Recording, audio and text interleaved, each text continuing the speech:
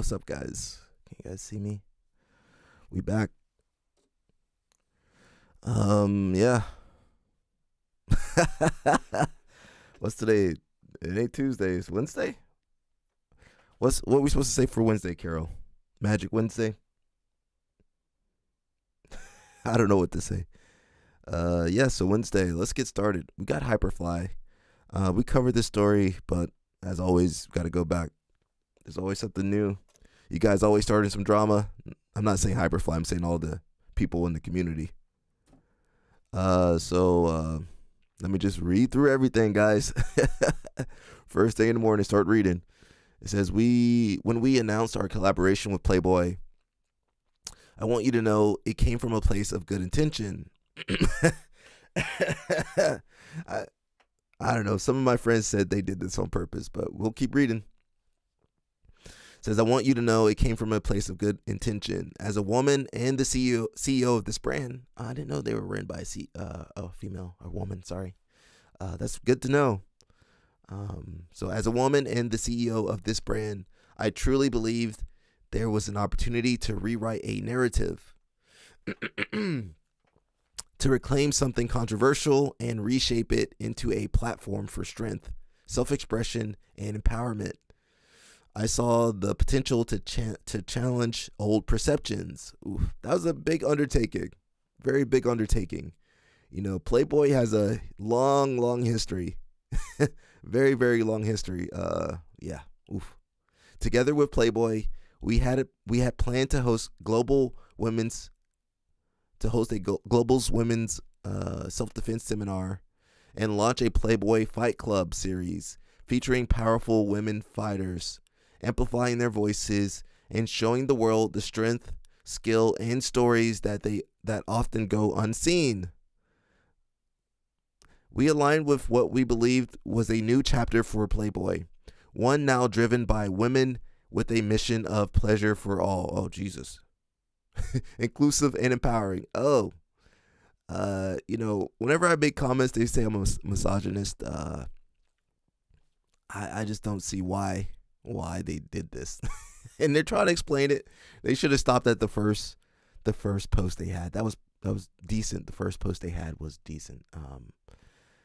We call this digging a hole. So Cousin Tony can tell you guys about digging a hole when you need to stop, but someone keeps digging. They keep digging too far. Yeah, oof. Pleasure for all. What is that? What does that got to do with jiu-jitsu? What is that? Why they got to be in jiu-jitsu? But the truth is, no matter how positive our intentions were, we misjudged. We didn't stop long enough to fully understand how the history of that brand still affects so many. Bro, I don't know what to say, Hyperfly. You didn't know? You didn't know about that? I mean, some things you gotta let go, bro. I would have rebranded. I understand there's value in using brands, but I mean, I think they're doing too much. They could have started a whole different brand than sticking with the Playboy brand. And then Hyperfly, I don't know. But the truth is, no matter how positive our intentions were, we misjudged. We didn't stop long enough to fully understand how the history of that brand still affects so many, especially women in our own jiu-jitsu community. And for that, I am truly sorry. So this tends to happen when you're not connected to your community. When you're on top looking down, that's kind of what happens when you make these decisions. I mean, there's definitely, we're going to read some comments. There's definitely some ladies that were in support of this. I don't know if they're the best role models, though. Are they the best role models? Some of these ladies, like, yeah, I don't know. I probably wouldn't listen or follow them. What do you guys think? I've kind of beaten this horse dead too many times. But, controversy is always alive in this sport. I think it was a terrible call, but I'm not the CEO. What do I know? I'm just a random dude on the internet. It says, I've read your comments. I've sat with the pain, the disappointment, the anger, and as hard as it's been to take it in, It's even harder. Pause on that. Jesus, pause on that. It's even hard. I'm trying to be serious, guys. It's even harder to know that something we did made anyone in this community feel unseen or unsafe. Therefore, we are stepping away from this collaboration. Before they paused it, so I guess now they're stepping away. I want you to know it's not because we're afraid of criticism.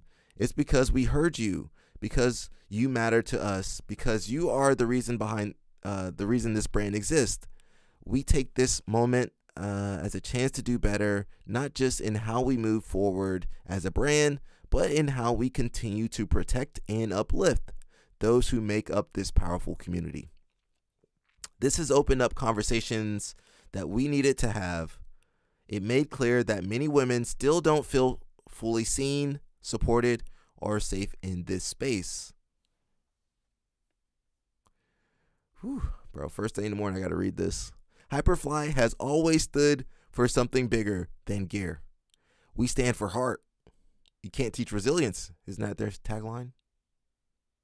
We stand for heart, for resilience, for those who fight every day for space, respect, and recognition. Supporting women in jiu-jitsu is not a campaign for us. It's our core. To every woman who spoke up, who reached out, who shared your pain and disappointment, I see you, I hear you, and I'm grateful for your honesty, your courage, and your care for this community. Thank you for holding us accountable. Thank you for still believing that we can grow. Much love. Kristen Pacter, CEO and COF of Hyperfly. Yeah. What do you guys think? I think I've made my point kind of clear. I'm kind of tired of this. Why did they have to repost this? I guess they wanted to do a better explanation. I mean, sometimes you don't need to explain. We don't explain. just stop doing it. Just stop doing what you're doing. I don't know, man. Let's read a couple comments. I see some long comments, bro. I'll try to read some of them, guys. I ain't gonna read all of them. Let's look over here. That wasn't too many. Let's see what people got to say. It says, can somebody tell me what happened? So this dude definitely not on the internet. He might be a bot. So when you're reading comments, try not to get too upset. I'm telling myself that too. Sometimes these aren't real people. It says it doesn't matter. Actually, then come on. Dang it. Jesus Christ. That's 26 comments. Someone says, if it didn't matter, then you wouldn't have commented. Unless you're fresh out of attention and dopamine, then okay, sure, you got me. I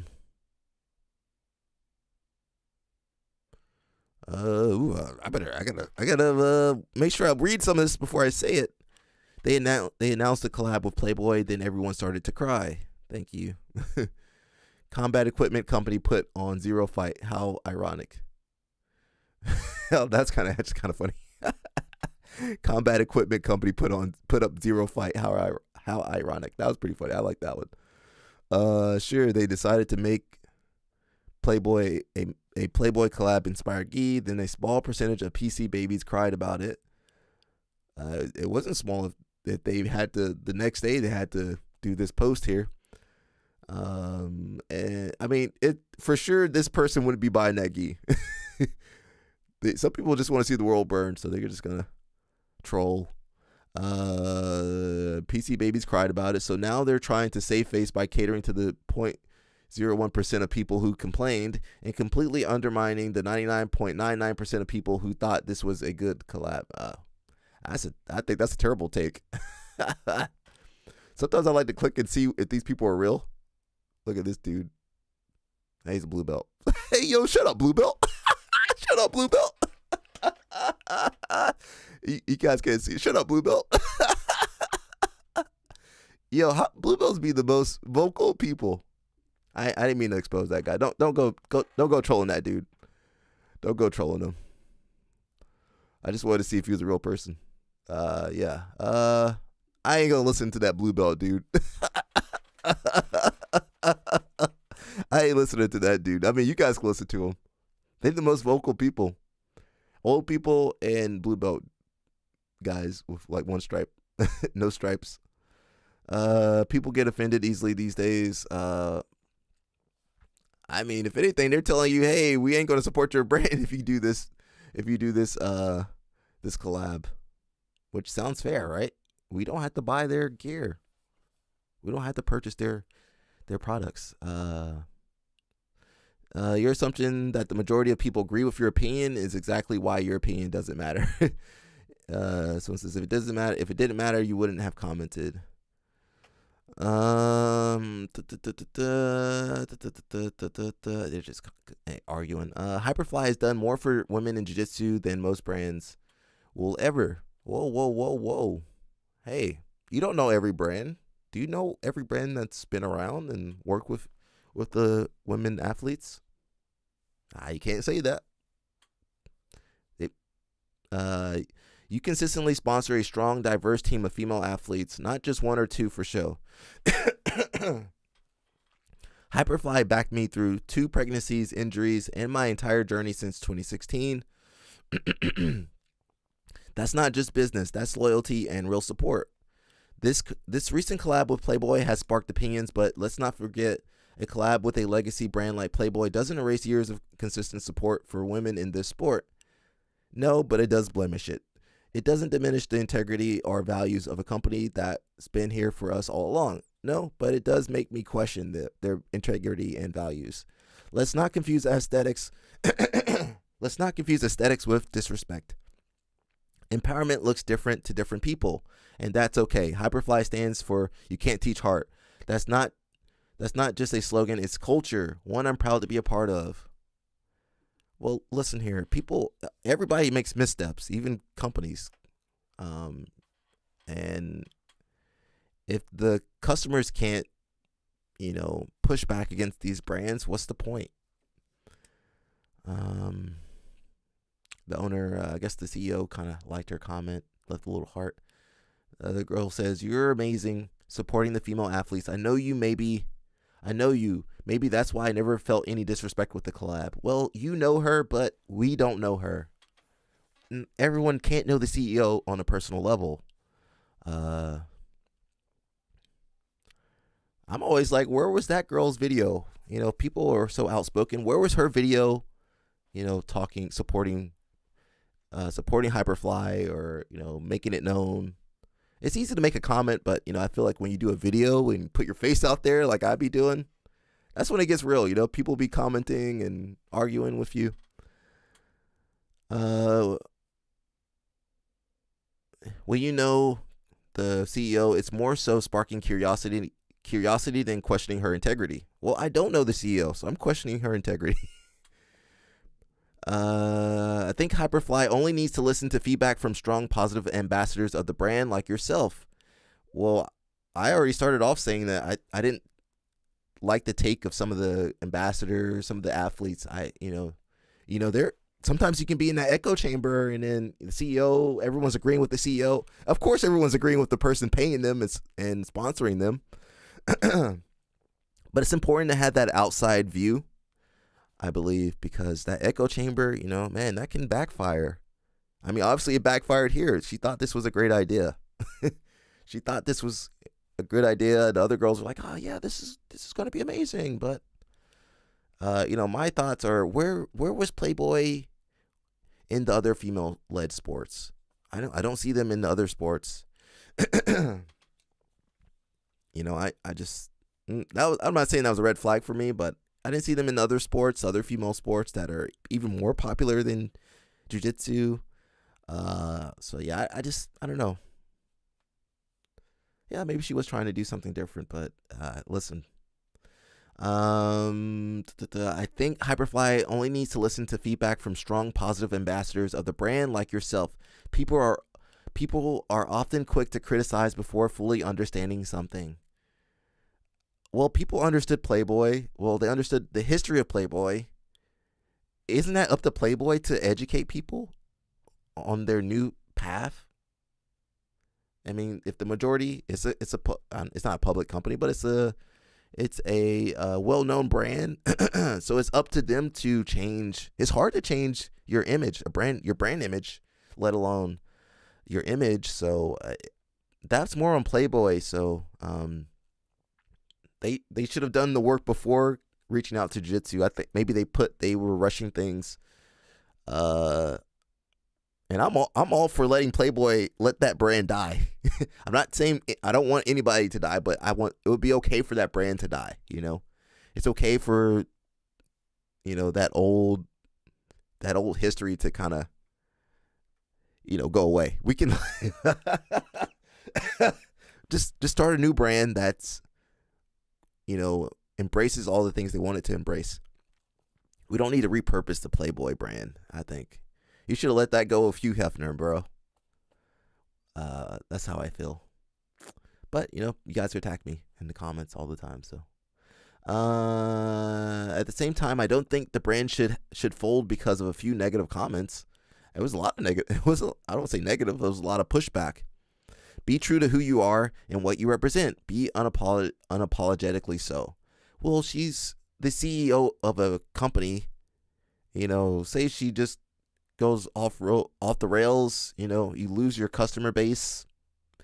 Business goes down. The business is in jeopardy. So they can't always do that kind of stuff. Some of these, if they don't got a profile picture, I'm thinking that's a troll or a bot or something. Whoever knows you and Hyperfly knew since the beginning that there was for sure an amazing plan and only good intentions. Well, when you're branding and marketing, you got to educate. You're educating your customers. You're educating people that don't know that stuff. So that was not a good move. It was not a good move. Obviously, they thought they could explain it. It's kind of hard to explain things after the ball started rolling. Yeah, I mean, I don't know how you explain that one. They need a PR person. Yo, who's your PR person, Hyperfly? You guys got a PR person over there? I was for sure there was an amazing plan and only good intentions. At the same time, thank you for hearing many of the women that spoke about how they felt, and especially thank you for taking action. You are amazing. Yeah, I didn't like the take of some of these athletes. Obviously, they're being paid. Like they're being sponsored. They're being paid by this company. So, they're not going to speak up. They're going to just go with whatever the CEO was saying. Yeah, like disagreeing, I think. When I started representing Hyperfly, the main reason was precisely inclusion, feeling that regardless of my physical shape, I am still accepted. I don't need to fit society's standards to represent the brand. This made me admire Hyperfly even more. Anyone who knows the brand knows how hard the owner promotes women. The entire Fly Girl collection to make us feminine in jiu-jitsu. Yeah, I mean, this kind of shows you that one misstep can kind of leave a blemish on your brand and your all the good things they've done. It kind of starts to overshadow all the good things they've done.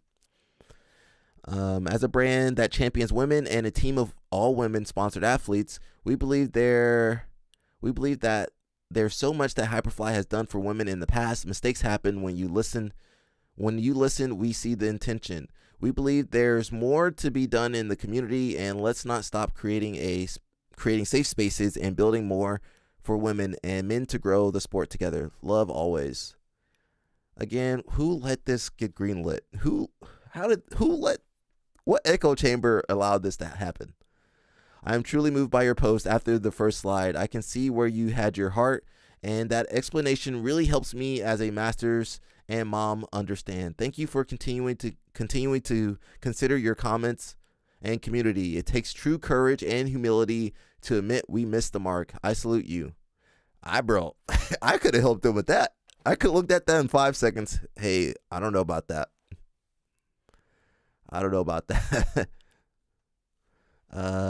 Yeah. Hindsight. Sad that cancel culture is such a thing. such a big thing now. There's plenty of things I don't like, and I just move on with my life. Yeah, but when it's something you care about, jiu-jitsu is a close-knit community, so people really care about this community, and they're gonna leave comments, they're gonna react, they're gonna make videos like I'm making, they're gonna do all this other stuff. It obviously when you don't care, when you don't care, you're not gonna make comments, you're not gonna make videos, you're not gonna do anything. Someone says I never said I didn't like it. Amen. So move on now. Women didn't want this. Move on. It's not about you. Let's see. Danny Choppa, what's up? More Hyperfly. Hey, bro, I can't get away. I'm trying to get away from this. They keep pulling me back in. Hey, they keep pulling me back in.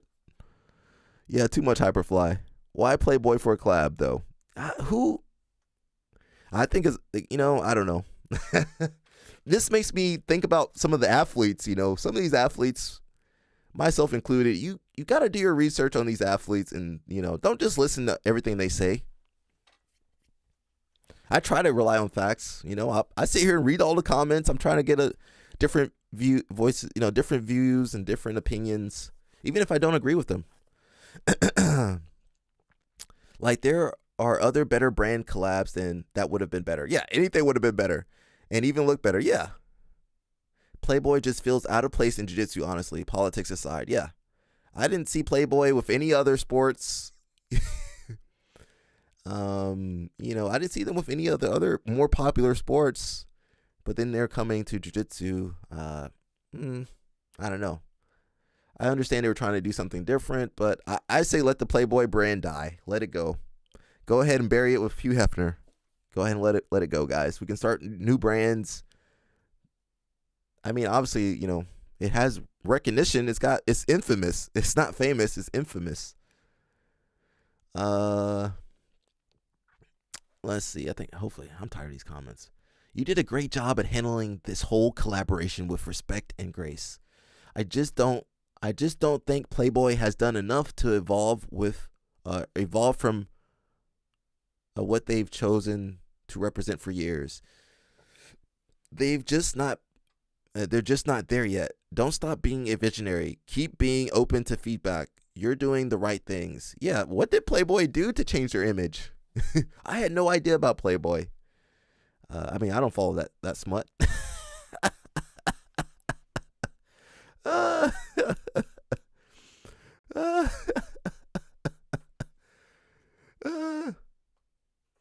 Sorry, guys. Give me 1 second. Nelson, if you're watching this, Nelson, that's not the...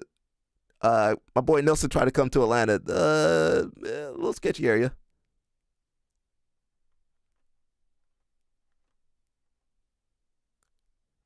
I'm trying to save Nelson from going to the wrong area.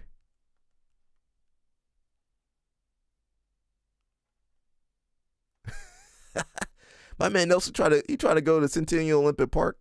Listen, a little sketchy over there, bro. You can't stay everywhere in Atlanta, bro. Nelson.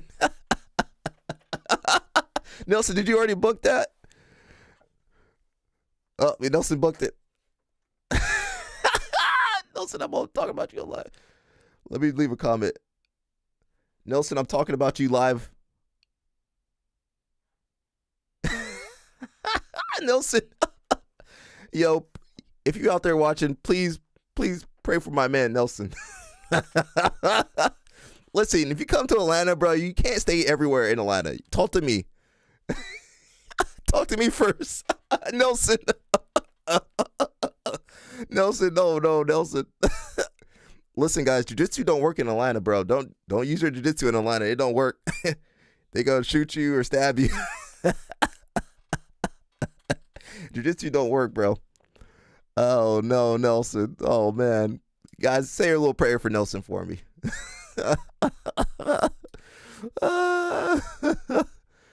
Where were we?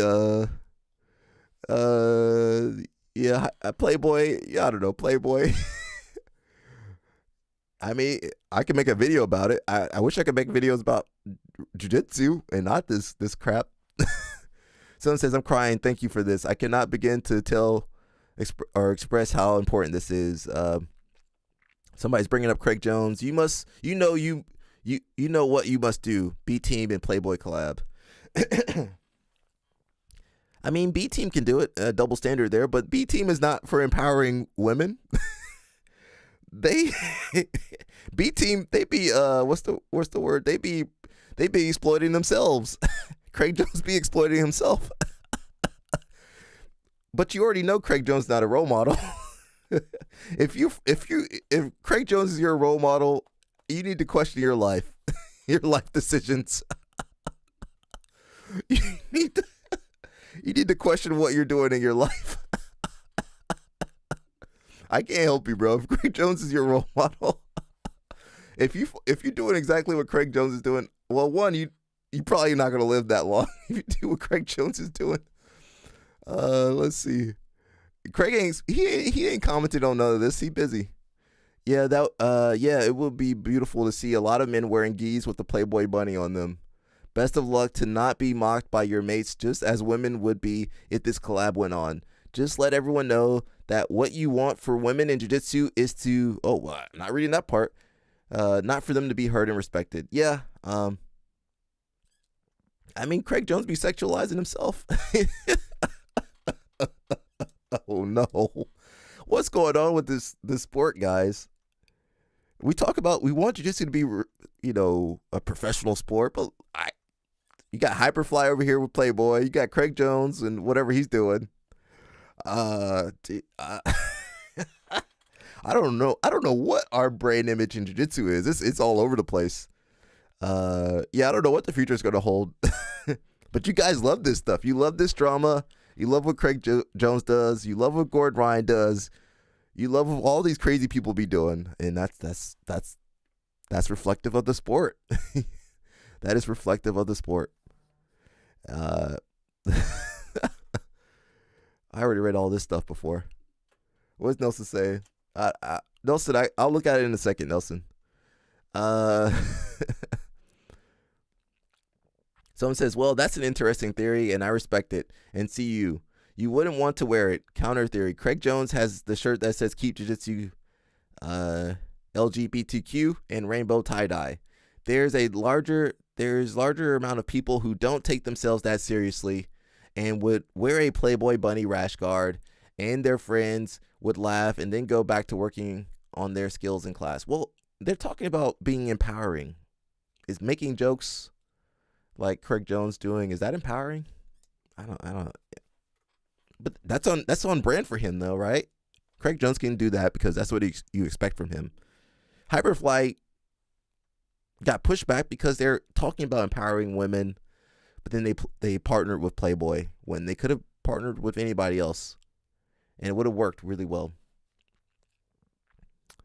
Well, we're talking about them, so I guess that's good. I'm wasting my time I want to watch some jiu-jitsu matches. I don't want to talk about this stuff.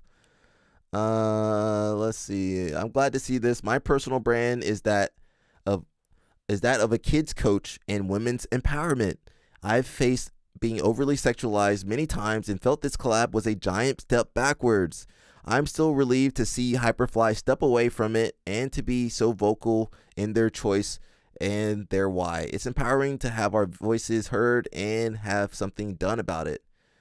Yeah, I mean, that's important because, a lot of the, just there's normal women that support Hyperfly. They're teaching kids classes. They're teaching classes.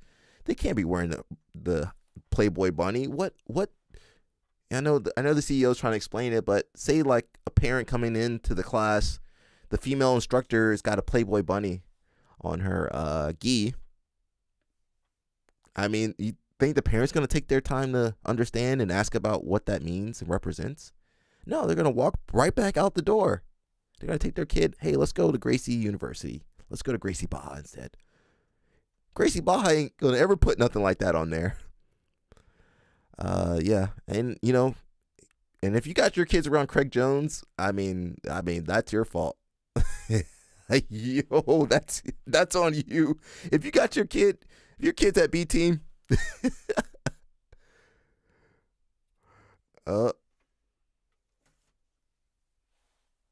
yeah, if your kids are at B Team, yeah, I don't know. When is Nelson, when you getting here, bro? I think tomorrow, right? Yeah, tomorrow. I'll see. I got Panda. We got the big Panda coming through. If you guys don't want to support Hyperfly, go support Inverted Gear. We also had a women CEO. I'm not sure what Hillary's role, her title is. Let's say CEO and CFO, just like this lady. And they don't put Playboy bunnies on their geese. They put pandas. Offer code Alec, guys. You know the drill. Go get yourself a gi. Go get some no gi. So let's go to Reddit too, because you guys love this stuff. Let's go ahead and torture myself even more. We're going to go to Reddit, and of course, they got 180 comments. Danny says, wait, does B Team have a kids class? I hope not. I hope they help. Are they allowed to be around kids?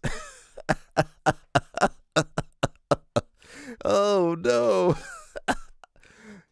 I mean, they're going to be good at jiu-jitsu. I don't know what else. They definitely going to have some issues, though, training a B Team. Nah, some of the B Team guys, okay. They okay. They a little wild, but they okay. Jason Whitfield, no kids classes at B Team yet. Give it some time, Jason Whitfield. Craig's, what's the, like the kids classes like little ninjas, little eagles, little Craigs, the little Craig's class, the little Joneses. What's the name? The little bullies class. Yeah, that's a good one. B Team Bulls, little bullies class. Yo, they need some revenue sources too, bro. That YouTube ain't paying them everything. Someone says, I always forget that Playboy still exists. Why does it exist? And why are they trying to rebrand it? I like marketing. I'm not a marketing person, but I just don't understand. Someone says it hasn't existed in print since 2020, but it relaunched this February. And they were trying to do a collab in jiu-jitsu in March and April. Yo, she should have let them do their magic, let them, clean up their image and take over that whole brand and then start working with Playboy. Yeah, since February, there's no time for them to change all that stuff. There's no time for them to like rebrand and change. Yeah, I don't know what to say. Venom teamed up with Angry Birds, and that was awkward for a bit, but this one takes the cake. Yeah, Angry Birds way better than Playboy. Yo. Someone says I missed that one. Wait, how did I miss that? Bring it back. But why is nobody collab with Pokemon? Yo, Hyperfly. You should have worked with Pokemon. Hyperfly. No. It's kind of funny because I'm from the 90s, 80s, 90s. But I remember, Pokemon was kind of like, it was kind of like vilified for a bit. You remember growing up and they're like, those little demons. But now it's cool. A Pokemon collab would have done more for Hyperfly than Playboy ever could. Yeah, man, that would have been cool. Yeah, Pokemon collab. Bro, there's a lot of Pokemon people, Pokemon fans in jiu-jitsu. Shout out to Diego. Shout out to Wendy. Shout out to Evan. Yo, Quan. Rich homie Quan. What up, Rich homie Quan? He says the reason B Team works is that they make fun of the classical jiu-jitsu masculinity by saying keep jiu-jitsu LGBTQ and also trolling the traditional worship culture. That is true. But you understand that, Rich homie Quan. Think about the regular people, the white belts, the blue belts. They don't know. They just blindly following. I mean, yeah, nobody takes B Team. Sorry, B Team. We don't really take you seriously. But that's their brand. It's like these young dudes having fun, doing crazy stuff. But Hyperfly, was coming from the angle of we're empowering women, so let's work with Playboy. So because it clashed with what they were doing, that's why there's so much backlash, right? But if it was in line with their brand, which kind of what Rich Homie Quan is saying, it would be okay. I mean, I don't suggest they change their brand to fit into the Playboy mold. Seems like that's a can of worms. I would not I would not start that. Let's see. Danny Choppa says, "Well, Angry Birds is marketable to kids. Venom is in the clear." Yeah, I don't know who Hyperfly is marketing to. I think just women, younger women, probably like 18 to 25, maybe. That's a small, very small subset of jiu-jitsu practitioners, and you don't want to alienate them. That's a small group, and it's already kind of like volatile anyway. It's kind of kind of goes up, goes down. Yeah, I don't know who thought that was okay. And then you had little kids in that Playboy Bunny thing, bro. Jesus, that would have been wild. Oh no. Jason says, "You're right though. B Team originally said no white belt classes. Then they realized they were missing out on a lot of income. So kids classes are definitely an option." I mean, every other martial art, they got a ton of kids. And you want your school to be viable. You do kids class. The little bullies class, the little Craig's class. with the rainbow rash guards and the OnlyFans rash guards. But I assure you, Jason, when they do the kids class, they're gonna clean up their image. I bet you. Yo, Craig, listen, we're trying to start that kids class. Can you tone it down a little bit? Can you guys put some shirts on, put some tops on? Hey man, you guys can't curse. Once you start having kids and more beginners, you can't be doing all that wild stuff, bro. It's not good for business. Yeah. I mean, what school can rely on just having competitors? AOJ has a ton of kids. AOJ's all kids. All kids. Kids move from Brazil to AOJ. I think Cole, he's from Texas or somewhere. He moved from Texas. I think his family's rich. I think he was flying to California all the time before he moved there. Heck, I knew of a kid. Story time. I knew of a kid. I won't tell his name, but he moved to go train to AOJ from a different country, and I think he was living at the airport. He would live at the airport and then go to train and then drive back to the airport and chill there, or get a ride to the airport and stay there at the airport. Man, people, bro. Yeah, so the kids, that's where your future athletes are going to come from, your future champions. Think of the Rotullo twins, basically anybody winning now. Tynan, Mika, they all started in those kids programs. They were all in those kids programs. So, if B Team's smart, they will add a kids program, but they'll have to start cleaning up their image. Let's see. I always find it worse than whatever everyone was crying about in the first place, but I'm a cynical person. Cynicism is dead. The current state of the world is the cynical state. Well, that got dark. More like we realize our customers don't want to be a part of this, and we will lose money on this in the long run. Yes, they're going to lose money. I mean, I can't buy their stuff anyway. I'm sponsored by Inverted Gear. But I have friends, I would tell friends to buy Hyperfly. I had friends wearing Hyperfly. They probably wouldn't buy no more Hyperfly after that collab, though. So they said, ouch, my wallet. Yeah, that's where you hurt. That's how you hurt businesses, bro. You hit their wallet. Someone says, thanks for holding us accountable. If you actually believed in the first place in that, tell people to mess off with their opinions. She's absolutely going to take a literal shower after posting this to wash the ick of having to commune with the plebs off her skin. Yeah. Oh, I can think of very few products in which collaborating with a porno mag, don't hit me YouTube, is a good idea. I don't buy the whole stick that this was ever about empowerment. Oh, he's saying that, guys. I'm reading.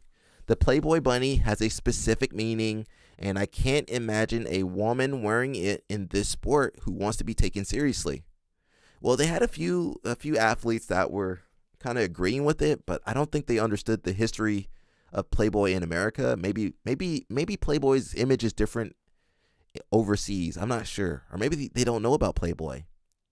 But here in America, it was it was not the best brand. And they just relaunched in February. They had no time to educate people. Playboy relaunched in February to educate. I'm saying they didn't have time to educate us to know any better. We just know about Playboy's 60-year history before. It's hard to clear 60 years, man. It's hard to clear 60 years. Alexander Costello, what's up, bro? He says, I believe AOJ has a training house. Yeah. Now they do. I'm talking about before that. I'm talking about when they first opened.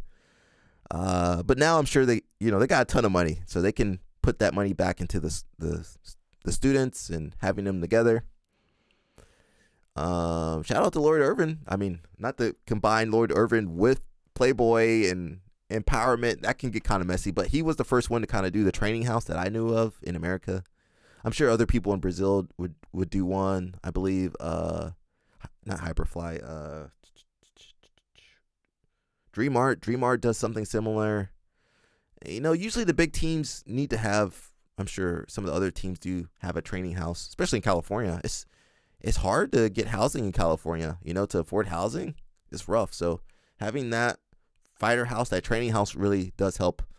And that comes with challenges, I mentioned Lloyd Irvin. Sometimes you might have some bad seeds, some bad apples in those training houses, and then, it can kind of implode. So hopefully they're doing a good job with that. I'm all over the place, bro. What was I talking about? I'm yapping, bro. Craig Jones' OnlyFans rash guard has got to be one of the best-selling ones in the sport. The Gary Tone and Hugh Hefner one was very popular. Again, they're not focused on empowering. They never said they were empowering women. If anything, Craig Jones exploiting himself. He was doing some stuff on OnlyFans. Not that I follow him on OnlyFans, but he was talking about the things he would do on OnlyFans, and I was like, oof. Mango King says the BJJ formula: train a lot and train with really good people. That helps. That helps. That's because they were done tongue in cheek, fashion to appeal to guys. Yes, that's true. To young guys. Pause. This was done as a serious collab to deal with women. The Hyperfly one. Hyperfly just completely misjudged what the key demographics they were aiming for actually wanted. And I just don't understand how that happened, because again, I understand it's a echo chamber, but I just don't know. They missed the mark, bro. They completely missed that mark. That's because 90% of this sport has the emotional depth of an 8th grader. Maybe a 7th grader, not an 8th grader. And why not make money off us morons? If I wasn't such a moron, I'd do it myself.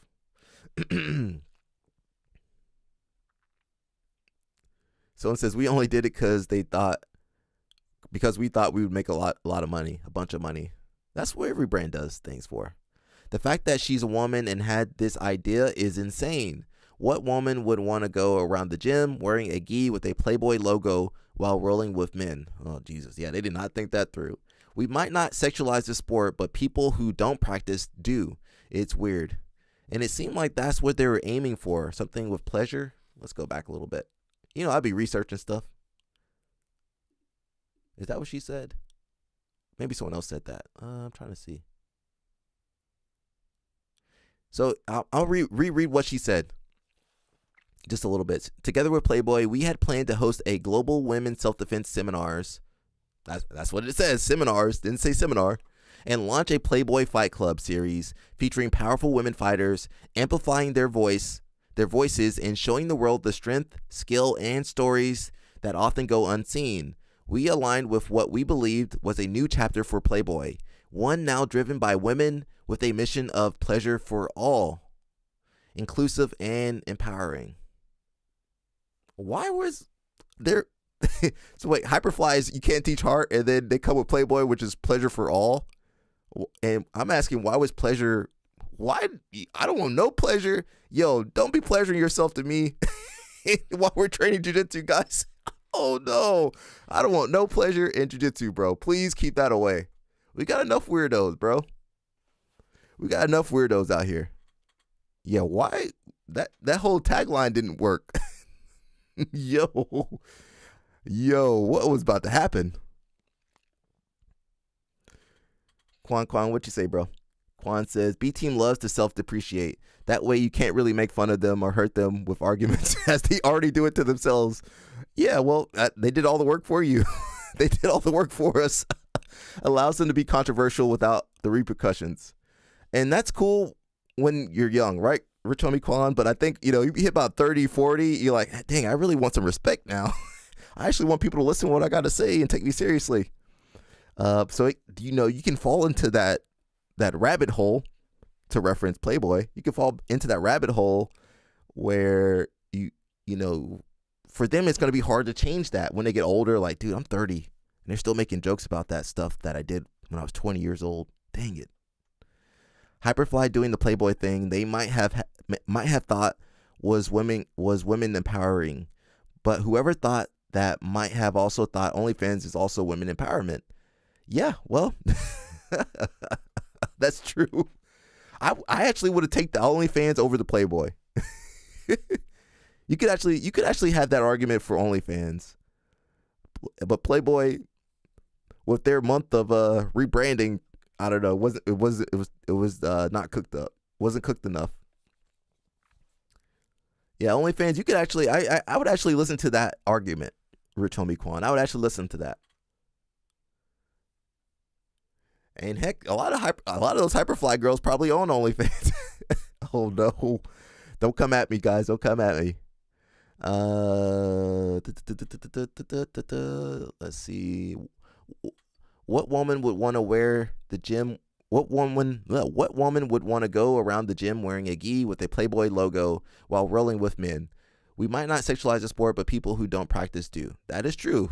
Again, we've got enough weirdos in the sport, and then there's the weirdos that are watching our sport.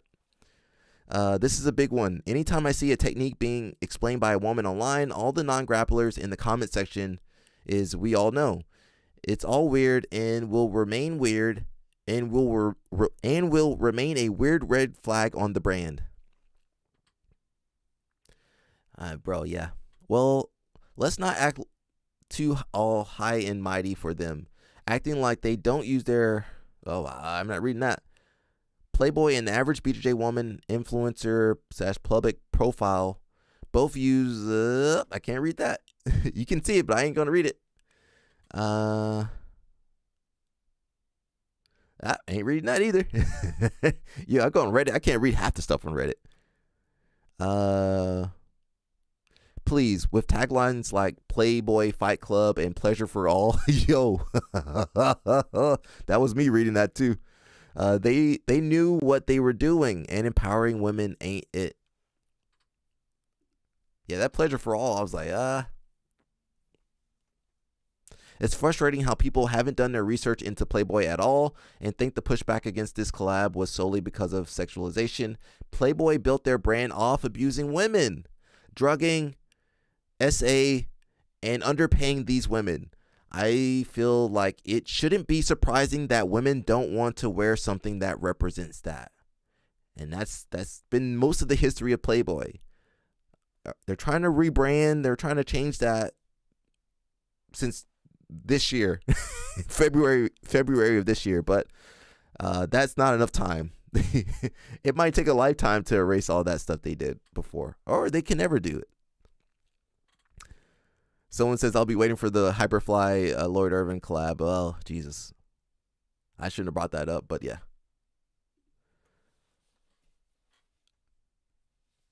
It's especially sad to see prominent female BJJers help advertise this. Yeah, a lot of the girls you guys be following were supporting this. But I think that a lot of that, I mean, obviously, either they didn't know about Playboy, the history of Playboy, they didn't know what Playboy was, or they were just agreeing with the CEO of Hyperfly because she pays their bills, she sponsors them. And usually these BJJ athletes aren't going to push back.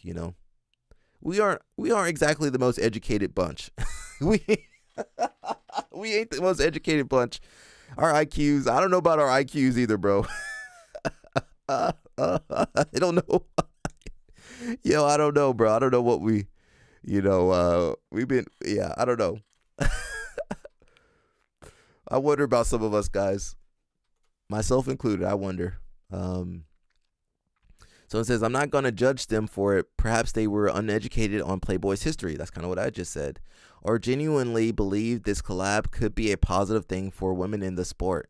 I'm just glad Hyperfly listened to the feedback they got and didn't get overly defensive about it.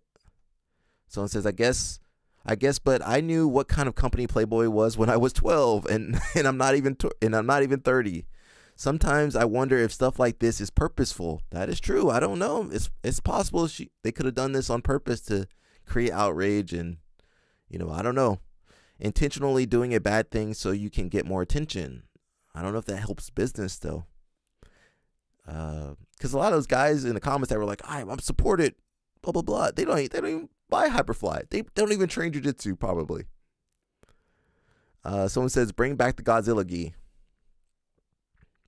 Playboy controversy. A 2-word Google search would have been enough due diligence to kill this idea. You know what? Maybe they just typed it into ChatGPT or something. Did they do that? The well-known women who either didn't speak up or praised the community for this collab are sponsored by them. Yeah. Uh-oh. Oh, that was a good one. That was a good comment. Someone says, the well-known women who either didn't speak up or praise the company for this collab or sponsored by them. Yeah. I mean, what kind of, I don't know. I feel like, say inverted gear, say Nelson, I mean, I don't know how Nelson could get away with this. Say Nelson did something like this. Bro, I'd be like, Nelson, man, Nelson, I don't think that's a good idea, Nelson. You might need to retract that, bro. I feel like, Nelson and Hillary, they obviously would not do this. But they have good friends. They got good people around them to be like, hey, guys, that's not a good idea. Go ahead and take that down, bro. So they do a good job of, hearing other voices. It's not really an echo chamber. We'll tell Nelson, hey, Nelson, bro, Nelson, that collab with Playboy ain't a good idea, Nelson. I mean, obviously Hillary would catch him. Hillary, would you let Nelson collab with Playboy? Ain't no way Hillary gonna let a collab with Inverted Gear go. The responses to them making this decision, mainly for men, is honestly disappointing. Has Playboy changed ownership, their mission, and values? Absolutely, and more power to them. Kudos to Hyperfly for trying to collab with them with good intentions, but Playboy has a long dark history that still comes up in people's, pause on what I just said, still comes up in people's mind upon hearing its name. Yeah, basically everybody around the world. Hyperfly listened to their target market, their community, who voiced their concerns with this collab, and it seems that overwhelmingly their market and community is against this collab for various reasons. Not only is it a good business decision, but it's one that shows that they actually care, and that they are willing to admit that they went about it the wrong way. Many other companies can't say that. Is that what she said? Oh, that's one of the comments, I think.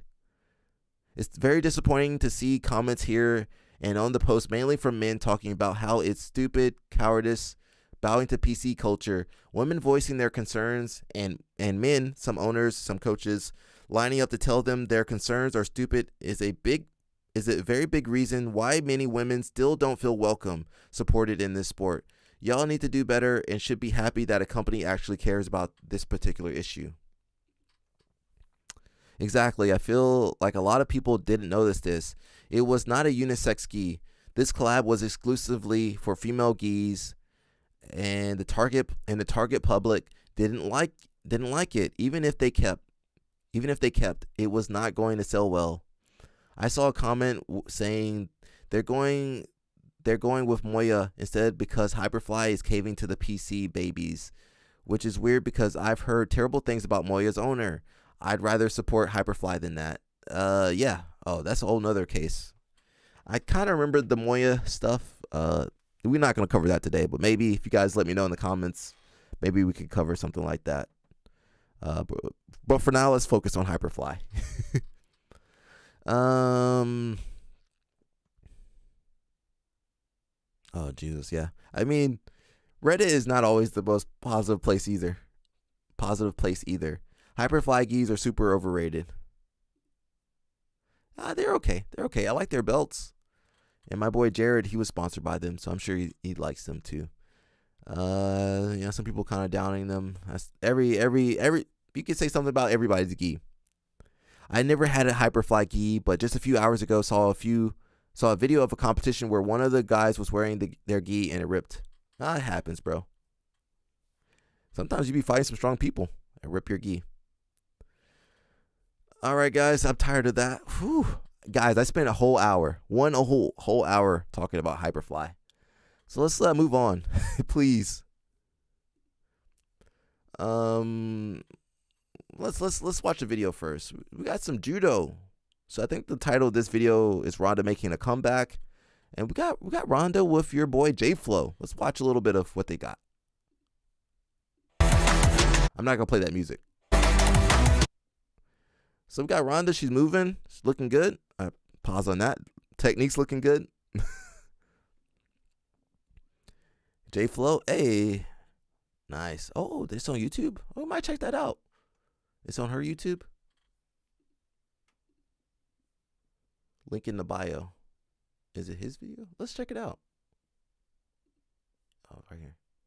J Flow. Where's your video? Yeah. Let's check it out. I'm tired of talking. That's why I want to watch the video, guys. J Flow, I'm gonna give you a subscribe and a like. Playing attacks. Please don't hit me with no strikes or anything. Mango TV says, do you prefer judo or wrestling? I like both. It depends on what I'm doing. If I'm in the gi, I gotta do a little bit more judo. If I'm no gi, I gotta do a little bit more wrestling. But I try to do all of the grappling arts. Let's take a look at J Flow training with Ronda.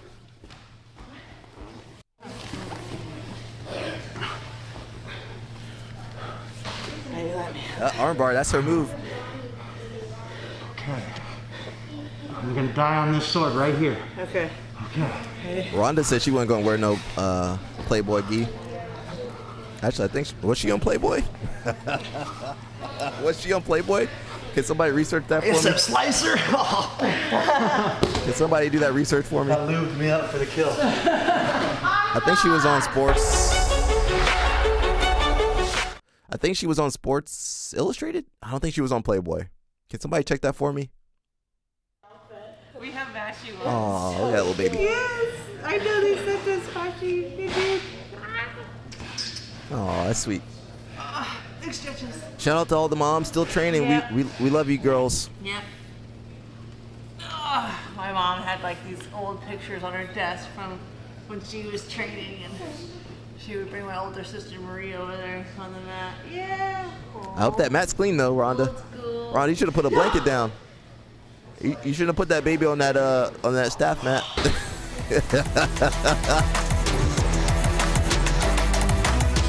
Hey, turn that music down, guys. That music be killing me. Ronda still got it. That's muscle memory, guys. She still got it, bro. Nice.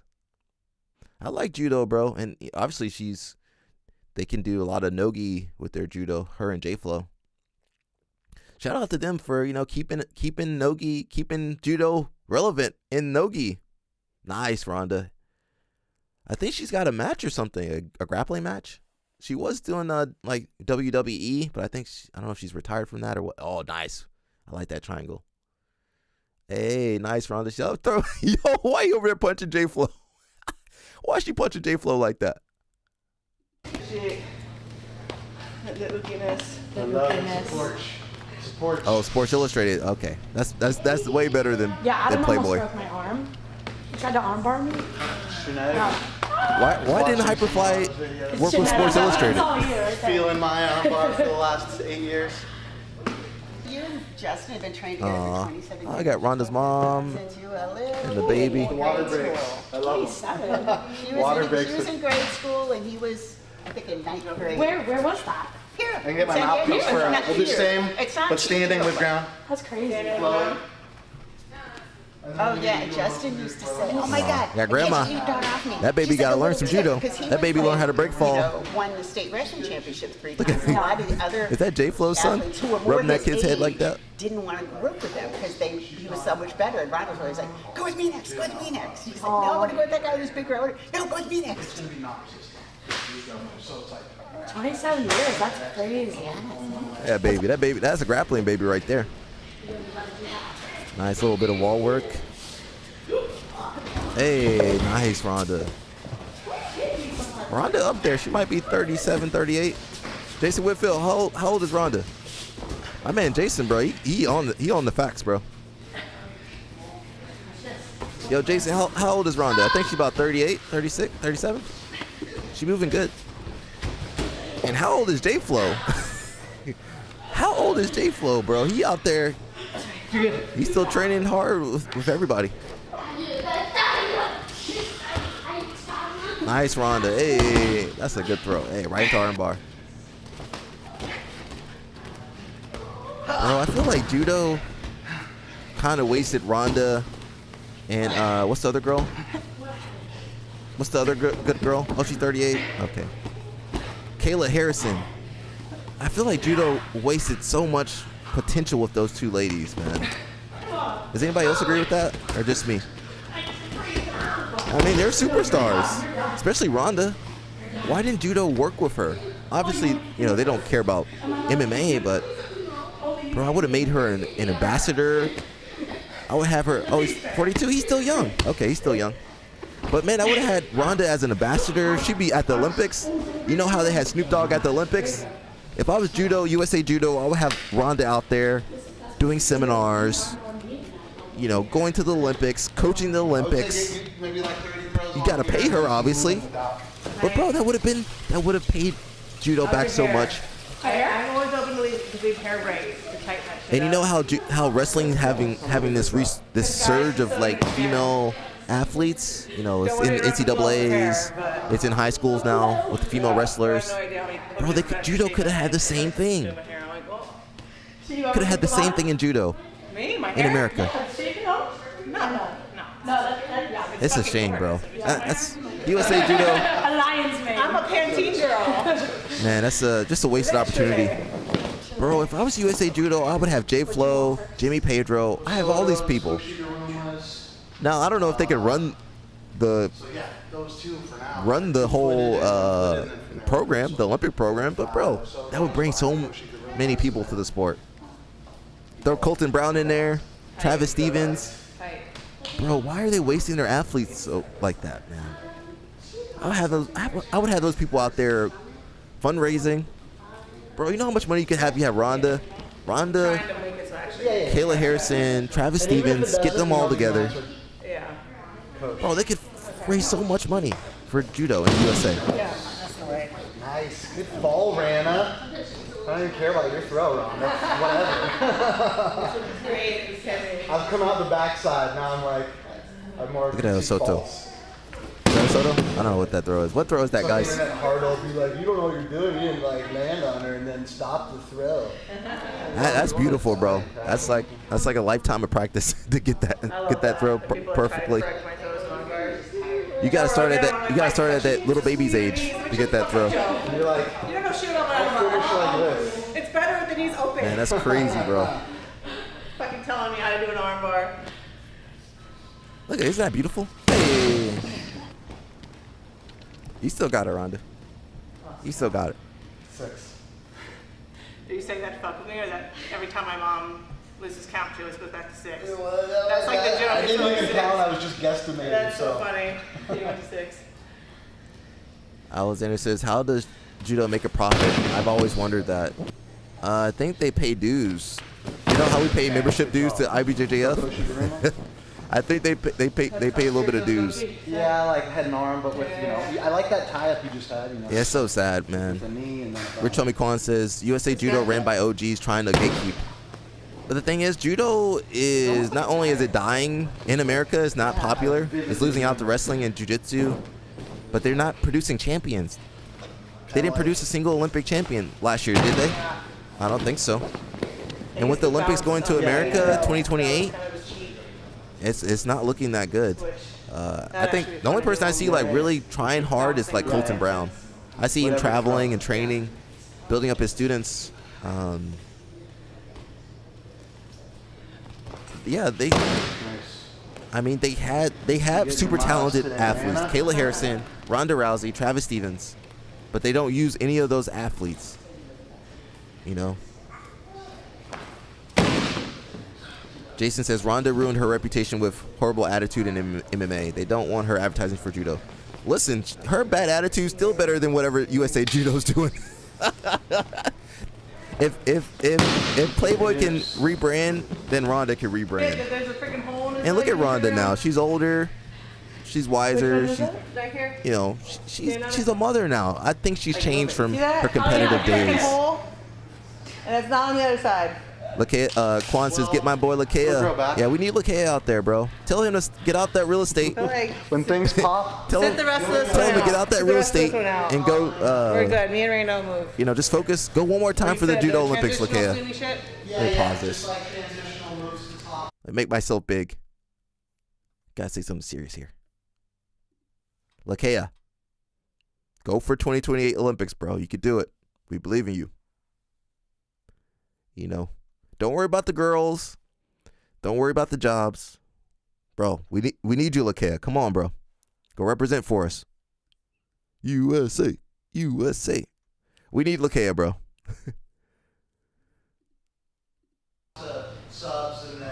Yeah, I think Ronda's not the same Ronda from back then. And she's still better. She's still better than USA Judo. She's still better than USA Judo, bro. I mean, what's the only other option for USA Judo is that, you know, the program fails. The whole Olympic team fails, you know. Turn that music off. That music be hitting me, guys. Let's see. Alexander says monthly fees at judo school is pretty inexpensive. Now, I'm not saying to the judo schools. I think they have like a yearly judo membership or something. Yeah, to their federation, USA Judo. They have dues to USA Judo, I believe. And I'm sure there's some donors. But imagine how much money they could raise with Ronda, Kayla Harrison, you know, Travis Stevens. Bro, those some heavy hitters. Bro, Khabib, can you help us raise some money for USA Judo? Of course, brother. Of course, brother. I love judo, brother.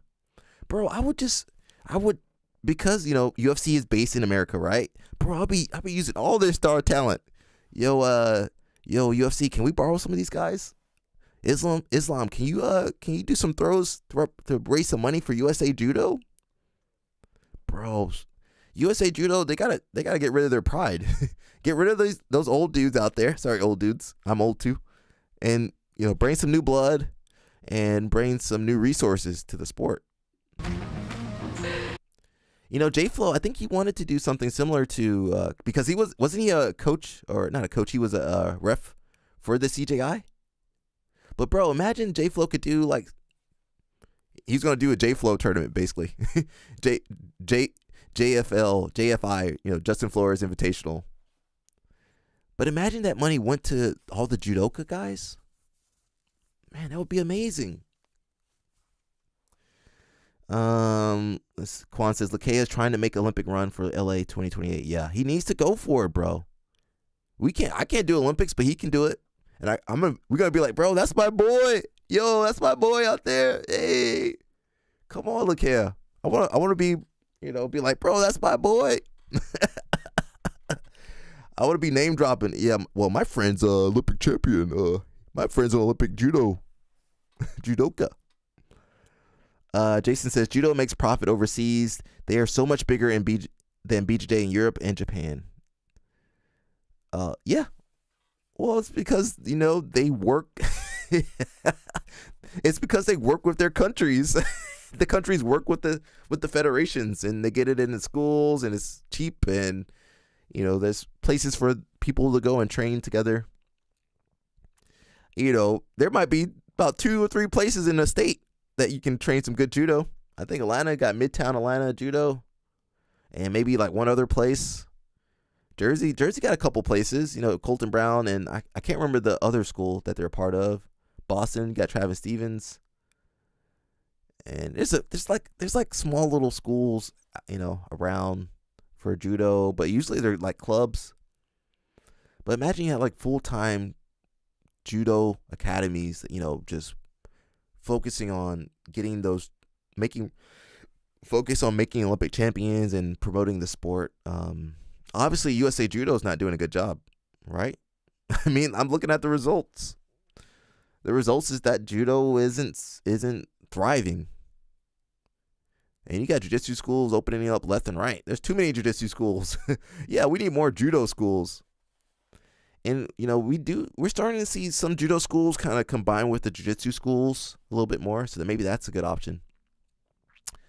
Moving on, we got Flow Sports. I had to go look for this article. Shout out to Christian. My boy Christian keeps me up to date. It says Flow Sports expands partnership with BJJ stars for exclusive streaming rights in Brazil for first time. Awesome. So we're getting some more. You see, jiu-jitsu's people are investing in jiu-jitsu and nogi, but I don't see who's investing in judo. I don't know. Rich McClellan says he's going to be in Japan for a while training at the Kodokan. Awesome, bro. That's great for him, bro. He living life, man. He young. He need to be out there. He need to be out there living his anime life. Says Guardian co-founder Ben Kovacs named Flow Grappling general manager to lead business. Flow Sports today announced an exclusive multi-year rights extension with BJJ stars. So guys, just for reference, I think, you know, Flow's deal with IBJJF is in the low 7 figures. So yeah, millions of dollars, bro. Flow Grappling will inject millions of dollars into, you know, these sports, into the, you know, the streaming and production. But who's doing that for judo? Is anybody getting into judo? I don't even know. If you guys know, let me know. I'll cover the stories. The last thing I heard from USA Judo was that they did like a board meeting, but like I think Jimmy Pedro was running and he didn't get voted in, and some other people didn't get voted in. And some dude, I don't even think the dude is good at judo. He's like was stayed on the board or something. Multi-year rights extension with BJJ stars, one of Brazil's premier Brazilian Jiu-Jitsu organizations, that will give Flow Grappling exclusive access to its premier events through 2027. The agreement also marks a major milestone for Flow Sports, providing it rights to stream BJJ stars events in Brazil for the first time. This deal strengthens Flow Sports' commitment to the global growth of BJJ. Who's committed to the global growth of judo? I'm sure there's some companies in Europe and of course Japan and Asia, but in America, I don't know who's doing what in judo. And solidifies its position as the home of world-class grappling content. It also positions Flow Grappling as an essential destination in Brazil, the birthplace of jiu-jitsu and one of the sport's most passionate markets. This partnership with BJJ stars is a pivotal moment for Flow Sports and the sport of Brazilian jiu-jitsu, said Ricardo Balea, basically, senior manager of global rights acquisition for Flow Sports. It expands our footprint into Brazil, which is one of, if not the most important market of the sport. BJJ Stars has consistently delivered top-tier events, and we're honored to be able to continue to showcase that excellence on Flow Grappling. Founded in Sao Paulo, BJJ Stars has established itself as a marquee promotion featuring some of the biggest names in the sport. So they got an event. Oh, not this Saturday. Oh, Jesus. It's next Saturday, I believe, the 26th. Let's see. I don't know who this guy is. Is this Ben Kovacs? Is that the Guardian? Guardian co-founder? Is the Guardian like the news website? Is that the same guy? Can anybody check for me? Yo, Jason Whitfield, can you check who this Ben Kovacs guy is? Because I think it is the Guardian, the news website. In which case, maybe that's a good idea. I don't know this guy's backstory or anything. Over the past decade, Ben has held a senior role at X, formerly Twitter, and launch one of the largest, oh, it says it right there, and launch one of the largest global jiu-jitsu nonprofits. Oh, okay, maybe it's not The Guardian. It's different. It's something else. It's the largest global jiu-jitsu nonprofit. Under his leadership, Guardian has provided scholarships. I've never heard of this. Have you guys heard of Guardian? Nonprofit? So they've launched scholarships and training to underserved youth across nearly 24 projects worldwide. Ben, I've never heard of these guys. Ben has been practicing jiu-jitsu for 19 years and has built strong connections within the jiu-jitsu community. Over a decade, Flow Grappling has been the single largest investor in the growth of jiu-jitsu. Is that true? Come on. If anything, it's got to be some Saudis and some dude in, some Emirati dude in Abu Dhabi or Dubai or somewhere. yeah, that ain't true. That ain't true at all. There's no way Flow Grappling has invested more than the sheiks. Impossible, bro. Elevating athletes, delivering compelling content, building world-class events, and pushing the sport forward, Kovacs commented. The foundation is in place, and I'm looking to build on it by bringing my passion and network within the BJJ community to take it to the next level. The goal is simple: make Flow Grappling the undisputed destination for grappling worldwide. I do like Flow Grappling. They let me use a lot of their clips. I respect them. But I do wish it was more, more widespread. Yeah, how do we even watch judo? There is no flow judo. How do we watch judo, guys? Danny says, I missed the judo stuff. Oh, that's okay. We'll just watch the video later. But how do we watch judo? It's so hard to understand. Think about wrestling. I want to watch the Olympic trials. Okay, I can watch it. Awesome. Cool, I can watch it. I want to see the World Championship trials. Okay, awesome. Judo, I don't know how to watch anything. It's like, well, they got to qualify, and there's no real trial, and then, there's nowhere to watch it. I'm not saying judo should work with Flow Sports. Maybe that's an option, or maybe they can do their own thing. They need to step up their game, guys. Can we all say that? Is that okay to say? Judo needs to step up their game. I'm not coming after you, judo. I'm not coming after the individual judokas. I'm coming after USA Judo. I think they need to do a better job for you guys. I want to see them do a good job for you. I want them to sponsor their athletes and get Judo TV. Judo TV is a food channel. Is that true? What does that mean, Jason? I don't understand. They just got food on there? Or is it a great channel? But yeah, I want judo. I want IBJJF to do a good job, and I want USA Judo to do a good job. And just take care of their athletes and make champions. So we talked a lot about Hyperfly. Oh, here's more about judo. Did you guys know I actually planned some of this stuff out? I don't just pull up random stuff. Danny Choppa says the only time I catch judo stuff is the Olympics. Yeah, that's the only time I can see it. He says, I don't know. I'd imagine overseas they broadcast it. I'm saying here for us, bro. Oh, it's a good channel, Judo TV. Okay, I gotta check them out. Yeah. Okay, we're gonna try to support judo, guys. Let's watch some Judo TV today if you can, or this week. Yeah, let's see. Are they on social media, bro? I don't see nothing on judo social media. Am I out the loop? So let's watch this video. Hopefully, Kat in Jiu-Jitsu, I'll give you a subscribe. I'll pay the like tax. Hopefully, she doesn't hit me with anything. So really quick video, 1 minute 38 seconds. It's judo versus, or BJJ versus judo. So, be honest, which one do you love more? Alright, so this is the Ashley, and she's been training her at Playground Jiu-Jitsu with me for a while. So she's a blue belt in Jiu-Jitsu, but she's also a black belt. That music ought to get me, guys. So the question posed to Ashley is, what about your judo translates over into your jiu-jitsu, and how does that help you either when you compete or when you train? Well, I definitely think when I first started jiu-jitsu, I would end up bombing people, but then I'd put myself in a bad position. So just from training and going over kind of what throws to do and what not to do, given the circumstances, I've definitely adapted. So now I pretty much can throw anybody with anything I want. But I also think about, where will I land, what kind of position it'll put me in, and how does it translate to jiu-jitsu. And she's won her tournament so far, doing judo takedowns and staying on top and dominating because she's been adapting and learning how to make judo work with her jujitsu, which is they're pretty different, right? Do you think so? I mean, they're similar, but they're different, you know. Okay, cool. So, be honest, which one do you love more? Um, it depends. It changes every day. I feel like right now judo, just because I like the feeling of throwing somebody. It's always a good feeling when someone's feet are flying through the air. me, guys. But you get the same feeling out of getting a submission off and making someone tap. So Awesome. just depends. Well, thank you. I actually appreciate you. Thanks. All right, like and subscribe. Bye, everybody. Yo, that's a nice little school, huh?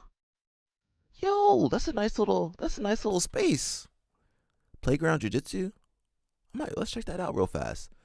Shout out to her. I mean, if you watch old school jujitsu, they use a lot more judo. So you know, if IBJF would change some of the rules, you would see more judo. If it wouldn't allow you to pull guard, you know, maybe. But you watch like 90s jiu-jitsu, it's more judo. We had guys like Jacare, not in the 90s, but 2000s. But previously you had more judo base. And then even into the 2000s, you had like Jacare Souza, you had Terere, Margarita. You guys know Margarita? Man, Hodger. So a lot of those guys would cross-train more in judo. I'm hoping that comes back. And you know, like when I was coming up, we had to do belt tests. Like on the blue belt test, you have to know a couple throws. You have to know like 2 hip throws, 2 leg throws. You know, things like that. We had to know throws to get your blue belt. Nowadays, I don't know what the kids have to know. So let's check out this Playground Jiu-Jitsu. That school looked really cool. Playground Jiu-Jitsu Academy. That place looked really awesome, huh? Is this it, Rhode Island? Where were we? Right here. Yo, that was a nice little space, huh? That's nice little green there, little white. All right, that place wasn't too bad. All right. They got some pictures. I like that. That's a nice little space, bro.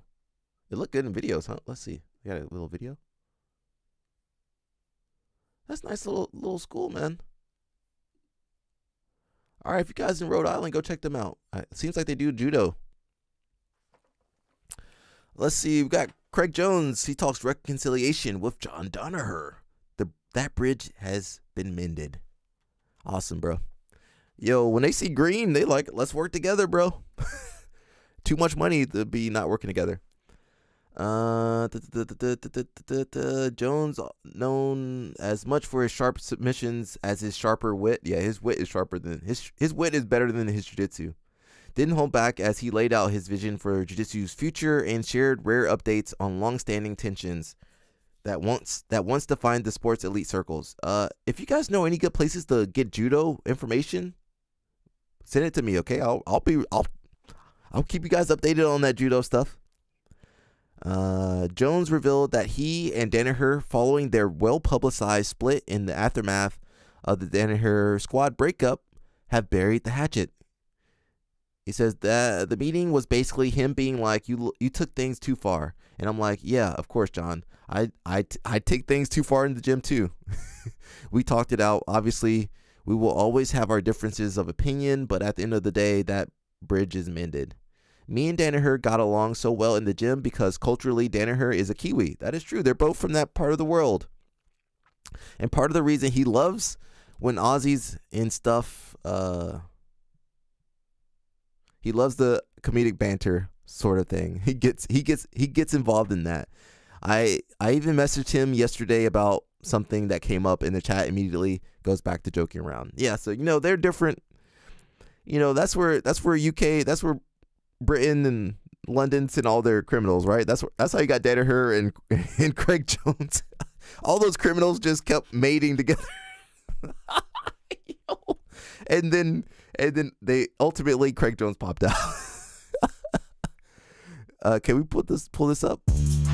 That music's gonna get me. I don't know. I can't read that. I'm not gonna go through that video, guys. But there's a little podcast. Who's it with? I don't know the podcast. Yeah, I'm not gonna find that. But that's cool. I'm glad they mended the bridges. You know, Danny Hurt's getting older, and I mean, no point in having any bad blood, right? As you get older. And you know, he wants his athletes in the CJI. He's gonna, all right, Craig, let's bend this bridge. I want my athletes getting some money. Again, guys, if you know any websites, this is BJJ Eastern Europe. If you know any websites like this for judo that has good up-to-date information, let me know. We'll be covering that stuff too. Now we got Wagner Hosha. We talked a little bit about him with his heart issues, but now he's back. He's saying, I can't understand the cowardice in jiu-jitsu. Danny Tapa says, honestly, if someone accused Danaher of being a lizard person, I believe it. I didn't say it. I'm reading the comments, Danaher. Yo, Danny, you gonna have Danaher coming after me, bro? I mean, you only got one good hip, or he ain't got no good hips actually.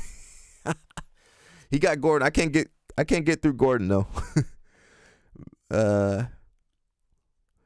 Wagner Hosha voiced his concerns about what he sees as a troubling trend in modern jiu-jitsu. What is this trend? Top athletes avoiding high-level matchups. You know, Buchecha said something very similar. I think it's just people want to get paid, bro. Can we get paid out here? I know you guys fought for free for so many decades, but can we get paid out here? Hosha specifically pointed to the long anticipated but still unrealized bout between Mika Galvao and Tynan. Come on, it's not the athletes that are holding off on this. It's the dad, it's the Mendez bros. They the ones that don't want them to fight. As a prime example of how the sport is losing opportunities to deliver fan favorite showdowns. Like Mika and Tynan, that happened to me, that I'm a fan. I say, dude, how can it be? So this is translated from Portuguese, guys. That's why it doesn't make any sense. They're the two most acclaimed of this time, and this fight didn't happen. Well, it happened once. I believe Tynan was a black belt and Mika was a brown belt, but they haven't fought since. Between USADA and girlfriends and life, these two have not fought since. Hosha's frustrations reflect a growing sentiment among veterans of the sport that modern jiu-jitsu is too often shaped by branding, not bravery. Again, we want money. Give us the money. If they give them the money, they'll do the fight. It's easy. This is a prize fighting time period. We're in the period of give us money. We don't care about bravery. That bravery ain't gonna feed you. That bravery isn't gonna get me a better microphone. That bravery isn't gonna get me a better computer. That bravery isn't gonna pay for the flight to Japan for the tournaments or California, wherever. He drew a contrast between jiu-jitsu and MMA to highlight the absurdity of some athletes' reluctance to engage. In MMA, I understand when this happens because you fight twice, at most 3 times a year. In jiu-jitsu, I can't understand since every month you fight, and if you want to, you find the guy for the rest of your life on the way. The conversation ties into a broader criticism of how professional jiu-jitsu is evolving. In another recent interview, Craig Jones addressed similar issues, though without calling out any individuals. He discussed the unrealistic pursuit of flawless records and how that affects both fans and the future of the sport. From a spectator's point of view, from outside viewers, to be like Gordon and to be unbeaten, to not have a blip in his record and to not have any mess ups is really rare in combat sports, which is what draws viewers into him. Yeah, well, doesn't that make sense? They want to keep their record as clean as possible, which gives them more recognition, more opportunities to make money. Whereas if they, I don't know if it would affect them too much, but they're going to perceive it as if they lose and have a couple losses, that's going to tarnish their record, and they're not going to get as much money. And I see both sides.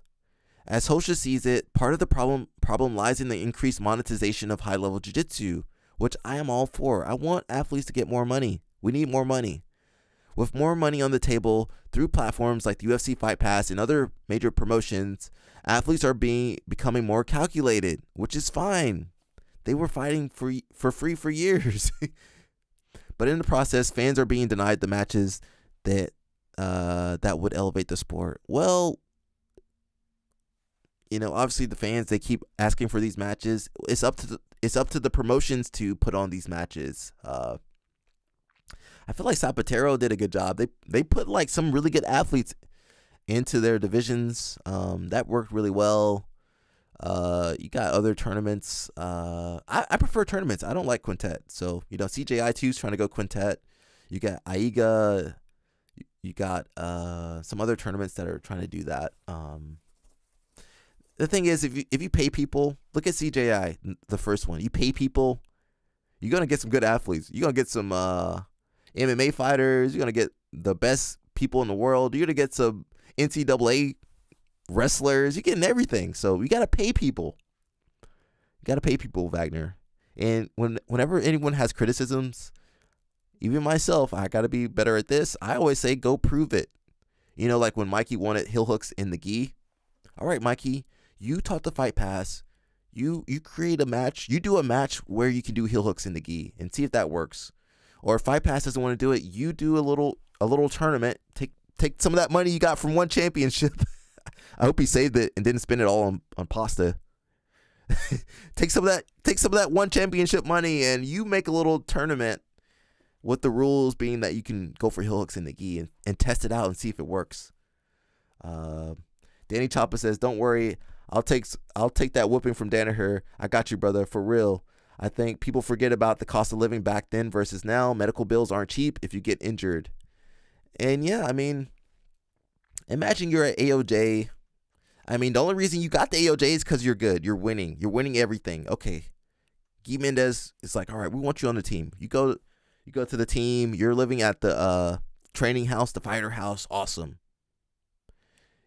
All right, you start losing a couple matches. You think they're going to give you attention? You think they're going to let you stay at the fighter house? You think they're going to sponsor your visa? You think they're going to give you money to do anything? No, you cooked. So that's why these athletes, because they had to survive by winning. The only way they got to the point, the only reason Tynan's where he's at is because he kept winning.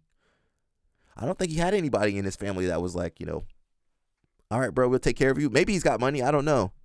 But not most of those Brazilian dudes, and for sure the people from the favela, they can't afford to not win. They have to win.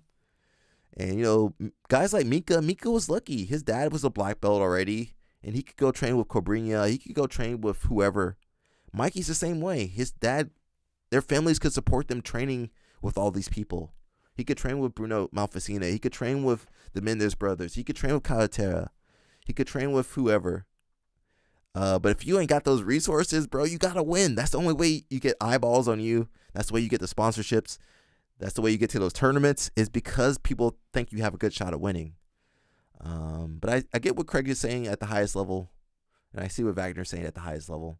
Well, pay these guys. I assure you, if you give Mika and Tynan $100,000, they'll be there. They'll show up. They'll risk their I don't say their legacies. They'll risk their record. If you give them $100,000, they'll be out there. Heck, I'll be out there. I'll go fight these guys. I don't know how much of a fight I could put up. I might get mauled in about 5-6 minutes. So moving on. Bro, I be talking, bro. Let's aim for 2 hours, guys. I gotta get out of here. It says gym rules on leg locks. Do you guys do leg locks at your gyms? Some of you guys don't. Just wondering what's out there for rules on using leg locks in your gyms. At mine, leg locks are a staple. Everyone, including youth, learn them. Teenagers are adept at heel hooks, mostly for the purpose to know how to defend them. So I guess I'm wondering, are there still clubs out there that don't teach them? Yeah, for sure, bro. Or at least don't teach them until they reach a certain belt. More of the traditional schools, you can't work leg locks. I remember I was a black belt and I was in no-gi class, and I think I was going for a heel hook. Yo, and I saw Jacare, old Jacare. He almost had a heart attack. He's like, "What are you doing, brother? Stop, brother." I'm like, I'm working my heel hooks. You know, I was getting ready for like a Kakuto or something. I was getting ready to compete, and you know, they were like, you can't do the heel hooks. And I was black belt, you know. But you know, Iron Horse, we be doing the white belts. The only rule is you can't heel hook kids. That's our only rule at Iron Horse. Don't heel hook the kids or the new white belts. Someone says teach them from day one, but standing order is not to use them against white belts or people that haven't learned them yet. And it's a catch and release. You catch a heel and then don't tap. You let go. Everyone goes home safe. Shout out to my man Steve, bro. Shout out to my man Steve. He blew out Adrian's knee the other day. I got it on video too. They were drilling. I don't think Steve's watching this, but he might hear about it later. But they were just drilling, and bro, I don't know what happened. They were doing something, and then Adrian screams. He's like, ah, and he had to go home later. So I don't know what's going on. So be careful when you're drilling heel hooks, guys. And shout out to Steve, bro. New York Steve, bro. It says our professor treats them like a room. Our professor treats them like a room full of guns. You teach everyone how to use them, what they are, and how to recognize them, and then they're safe. We run with Grappling Industries rules now. After many years of IBJJF rule sets, this is mainly for blue belts and purple belts who were caught in between different rules at different camps or different comps. We had some new blue belts get beaten by toe holds and knee bars in the gi, so decided to modify our teaching to keep up with the most common rule sets. We tinker with heel hooks, but as most events don't allow them, we're not a big competition gym. Anyway, we don't focus much on them. Richomi Kwan, he said, I need to practice the heel hooks. Yeah, I mean, Kwan, you 40, bro. Be careful, bro. You flexible, though. I think you kind of flexible. It's been a while. When's the last time we rolled, Richomi Kwan? 2019? 2020? 2020. He says, yeah, my gym is IBJJF aligned. So IBJJF guys, they don't do leg locks. Basically, you can do straight ankle locks at all levels. And then once you hit brown belt, you can do toe holds and knee bars. And in no-gi, brown belt and above, we can do heel hooks at adult division. And, sometimes that's good, sometimes that's bad. It just changed. The athletes are going to adapt to the rules, guys. So if you have heel hooks available, a lot of people will adapt. The flip side is that it's kind of like guard jumping. You know how white belts can't jump guard? You kind of need some experience, and I don't trust any white belts to apply a heel hook or a knee bar or a toe hold and not blow out somebody's leg, or they don't know how to tap. The thing with heel hooks is like sometimes you don't feel like you're in danger, and then then the damage happens. So yeah, for now, I'm not sure about teaching heel hooks to everybody. No-gi is a little bit different.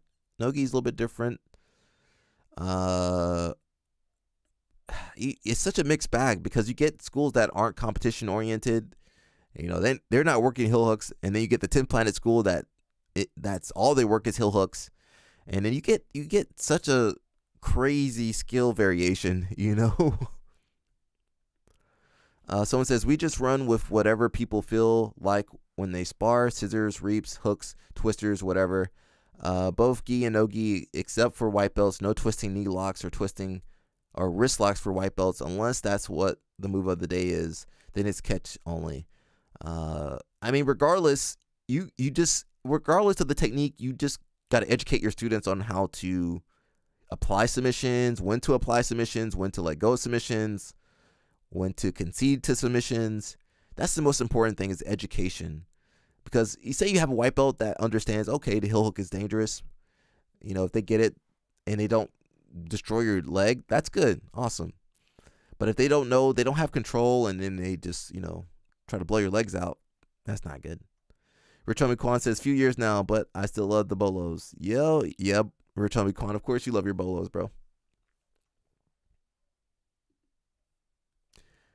All right, we got talking about leg locks and blowing people's legs off. We got Chris Wojcik. I never say his name right. and he talks about how he adjusted to training at B Team.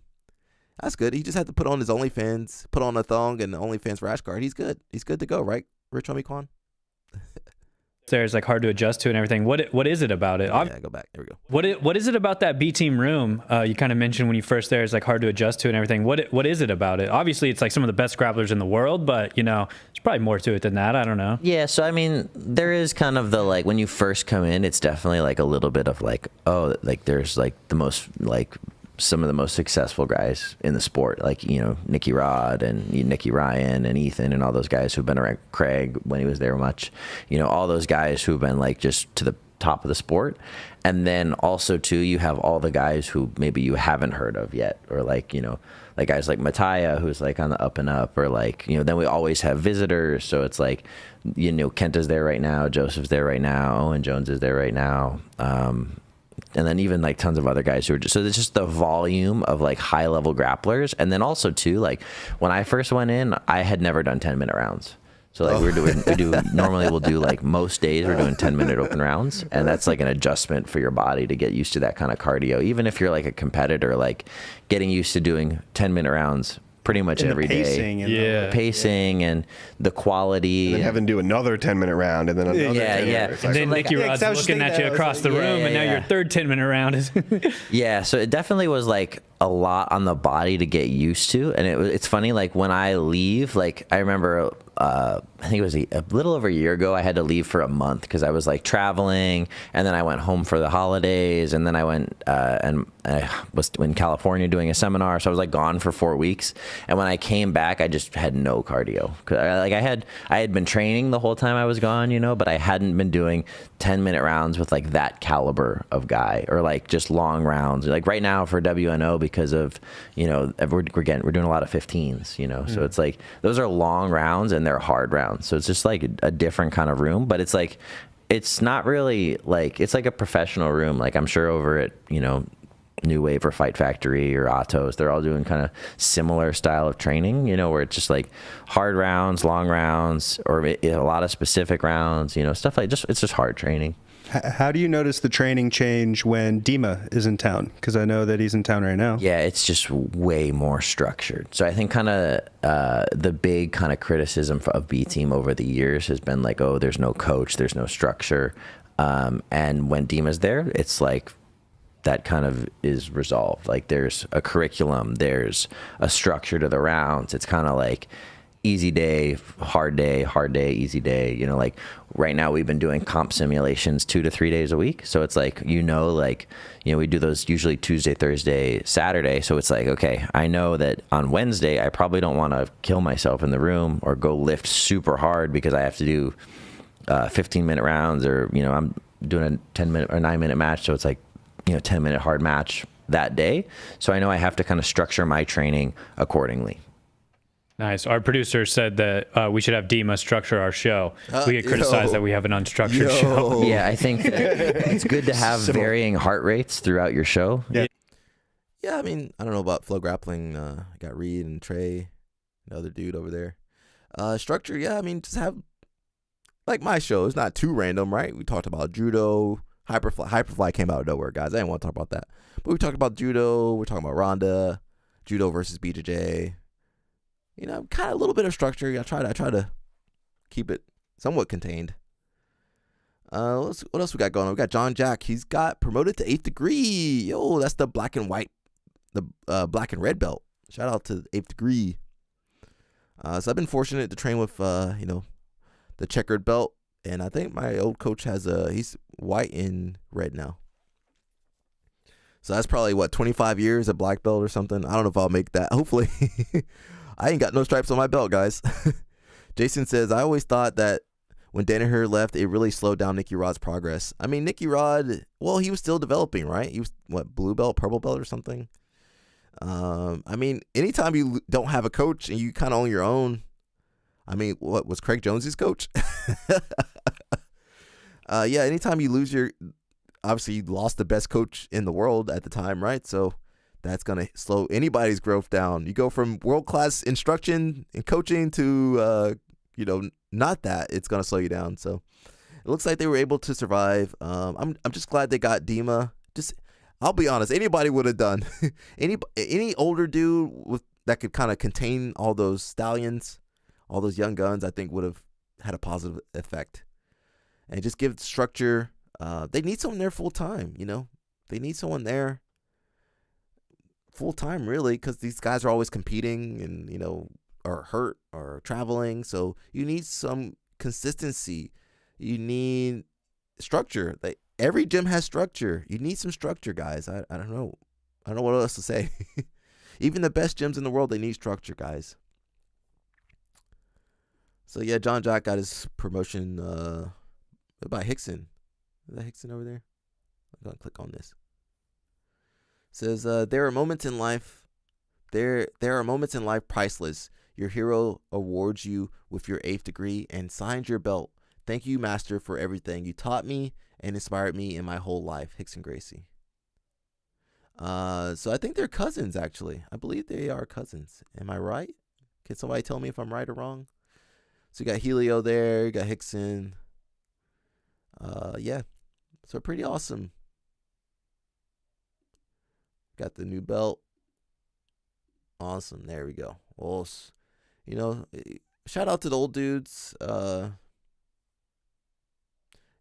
Jock, that's Eddie Bravo's coach, guys. That's Eddie Bravo's coach. So you guys should be celebrating too. I don't see where's anybody up there. Yeah, shout out to those old guys, bro. That'll be me in a couple years, about 20 more years. I'm at 10 years. 15 more years, guys. I'll have 15 more years. I'll still be young. I'd hope. Rich Homie Kwan says, how long would it take for B Team to produce a black belt world champion in the gi? Probably never going to happen. They can produce a no gi world champion. A gi world champion is tough, man. Most gyms can't produce a black belt world champion. That's a lifetime of work, That's a lifetime of work. That's like, okay, how long would it take USA Judo, American Judo Academies to produce a Olympic champion? Like, they produce Ronda and Kayla, and those are like crazy athletes. I don't know about Kayla, but Ronda's mom was a black belt in judo, had her training when she was a little baby. Like Ronda's baby in the video, that was Ronda and her sister growing up. It's hard, bro. It's hard to make champions. And I think now, because, we have more schools that are businesses. So, I think earlier, was it Wagner Hosha? He was talking about like fighting for honor and courage.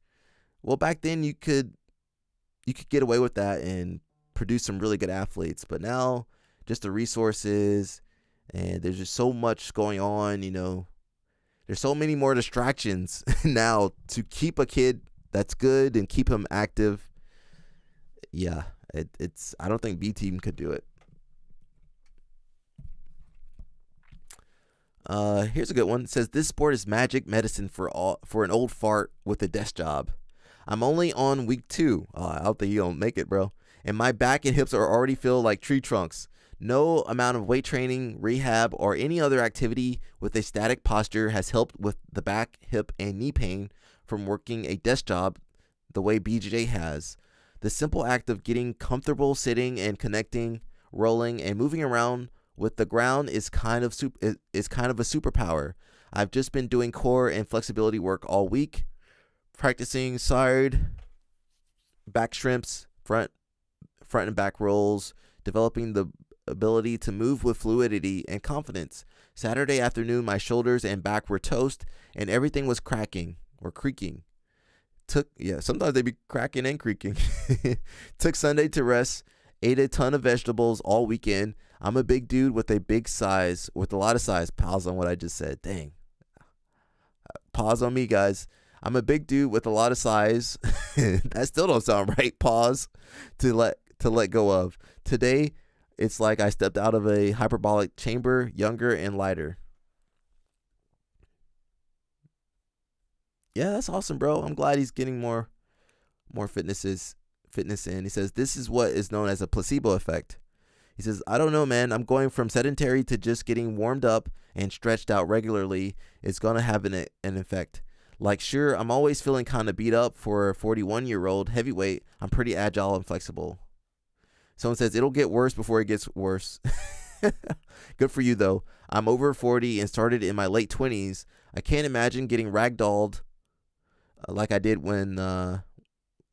then. Now I can train and roll 3 to 5 times a week, and the only thing that really hurts in the mornings is my hands. I'd hate to feel like a bag of smashed, I can't say that either, potatoes, let's say potatoes, when you get up and go to work. You really gotta want it, and that's the hard part. Good luck with your training.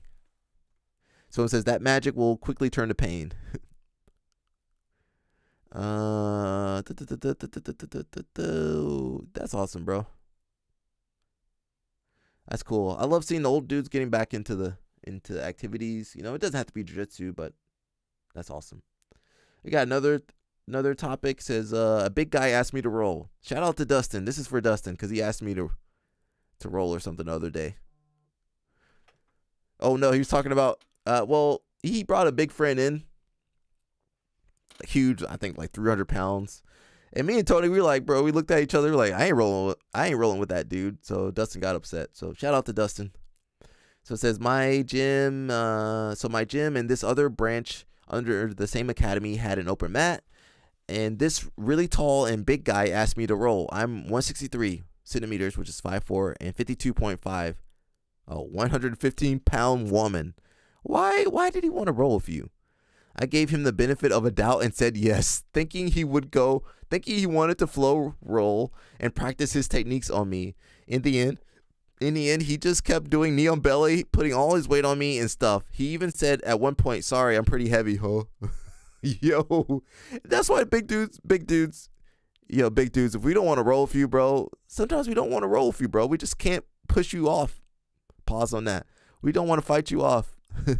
but would still pin me down with all his weight. I got so annoyed, so I tapped on his knee on belly because I was literally stuck. Like, what was I supposed to do? What was that for? An ego boost? Yeah. Homie, Rich Homie Quan says, I went from training two a days in my 30s to training two a month in my 40s. Quan, get some more training, Quan. Get in there and train. Are you at Cobra Kai? Where are you at, Rich Homie Quan? If you're at Cobra Kai, I got my friend Ted. He be going through. I'll link you guys up. He might be trying to move to Vegas, I think, so maybe. Danny says, man, I don't know why big dudes go hard on small women and people in general. I don't know either. Yo, and they be upset when the small people don't want to roll with them. Okay, make that make sense. Let's see. Guy sounds like a butthole. I'm a big guy and only use my weight if someone is the same size or much higher belt. When I train with women, I train to their strength and practice techniques. Nothing to prove or gain by smashing someone with weight or with weight and strength. As a big guy, I apologize on the behalf of all the big guys and hope it doesn't put you off training with us. With the right partner, both parties can gain a lot from these type of roles. And I think the poster said, I actually had good experiences rolling with big guys. Most of you are nice and chill. This was my first bad experience. Yeah, I mean, some people can't control themselves. Guy sounds like a hot dog. Don't roll with him again. I'm a 170-pound guy, and very occasionally I've come across 250-plus guys who say they want to roll and then just go all out 100% intensity. So I don't roll with people like that a second time. If I've got a size and strength advantage, I just try and scale back and use technique.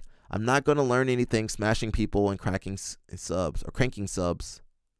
Some people are weird. At your size, it's important to choose your partners wisely if you want longevity in the sport. My wife has been injured several times rolling with unknown people. If it's a shared open mat with an affiliate gym, ask the coach or higher belt who they would recommend to safely roll with from their gym. They'll know who you should avoid. As a 5'6", 57-kilogram woman, basically the same size, I rarely, not me, but the original poster girl, I rarely have issues with the big guys. They are very aware, as am I, that they could bicep curl me off an armbar, so We always stick to playful roles. The ones I really have to watch out for are the guys that maybe have 10 to 20 kilograms on me, so like 20 to 40 pounds, as they either don't know or don't care if I'm getting crushed. God forbid I start winning as well. Then I'm in trouble. Oh, shoot. Ritomi Kwani at Cobra Kai? All right, so you with, what's the guy out there? What's the guy? He's really good. Used to compete. Not Mark Lehman, the other guy. The Asian guy. Something Shin? What's the guy that's good out there? Asian guy, black belt. I can't remember his name. He follows John Thomas and stuff. He used to compete a lot back in the day. Let me know, Quan. Someone's like, BJJ is a combat sport, so dealing with extremely uncomfortable opponents should happen at least once in a while. Well, not when they're impaling you from knee on belly. Something, not Joseph Chin. Joseph Chin's not out there. What's the guy's name, Quan? Let me know. The really good black belt guy that used to compete a lot. Not Mark Lehman. I can't remember the guy's name for some reason. If I hear it, I'll know it. Yeah, I mean, yeah, she shouldn't have been rolling with this dude. But sometimes that's all there are. That's all there is to roll with is big people. Yeah, be careful rolling with the big boys. Talking about women rolling with big dudes, we got Fionn Davies. We almost done, guys. My voice about to go. Simcoe, yeah, Simcoe. Yeah. Zoom in on Sappin's neck. Should I jump? Quan, I gotta put you in contact with my boy Ted Choi. Christian, jump guard quickly. I want to see. I don't want to see these dudes. Where's Fionn? Is that Fionn? There we go. Let's watch Fionn. See, guys, I support female jiu-jitsu. I support female jiu-jitsu, guys. All right, not sure what this is called. So this is what we mean by, having a playful role, That guy looks familiar, too. What's that guy's name? Just working technique, not trying to kill each other. Some of you guys just roll hard all the time.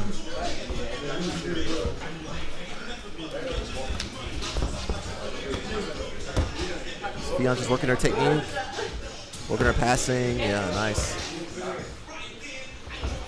Some of you guys can't flow roll. Some of you guys go 100% all the time.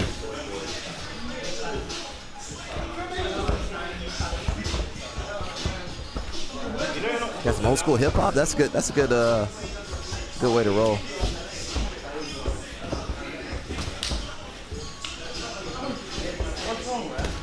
Hey. Where's Fionn at? I don't want to see these dudes.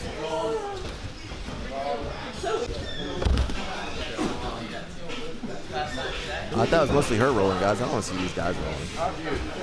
I'm tired of looking at dudes rolling. Still good. Thank you. Thank you, brother.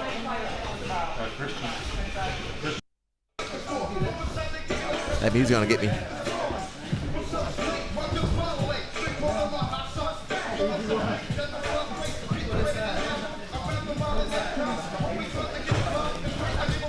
I know you guys are fans of Fionn. Nice armbar. That music's definitely gonna get me. A little wrestle up. Let's see what you got, Fionn. There we go. That's not a judo move. All right, Fionn, judo move. Is that a judo move, guys? Is that a judo move? The bear hug from elementary school? Nice. The arm triangle, yeah.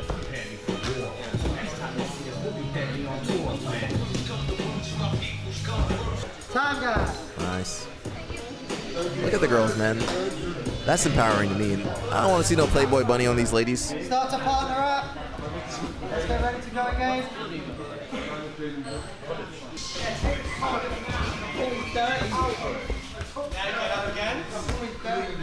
I want to see some judo from Fionn. Danny Choppa says, or the worst, let's flow roll, proceeds to go Robbie Lawler, Rory McDonald type match. Yeah.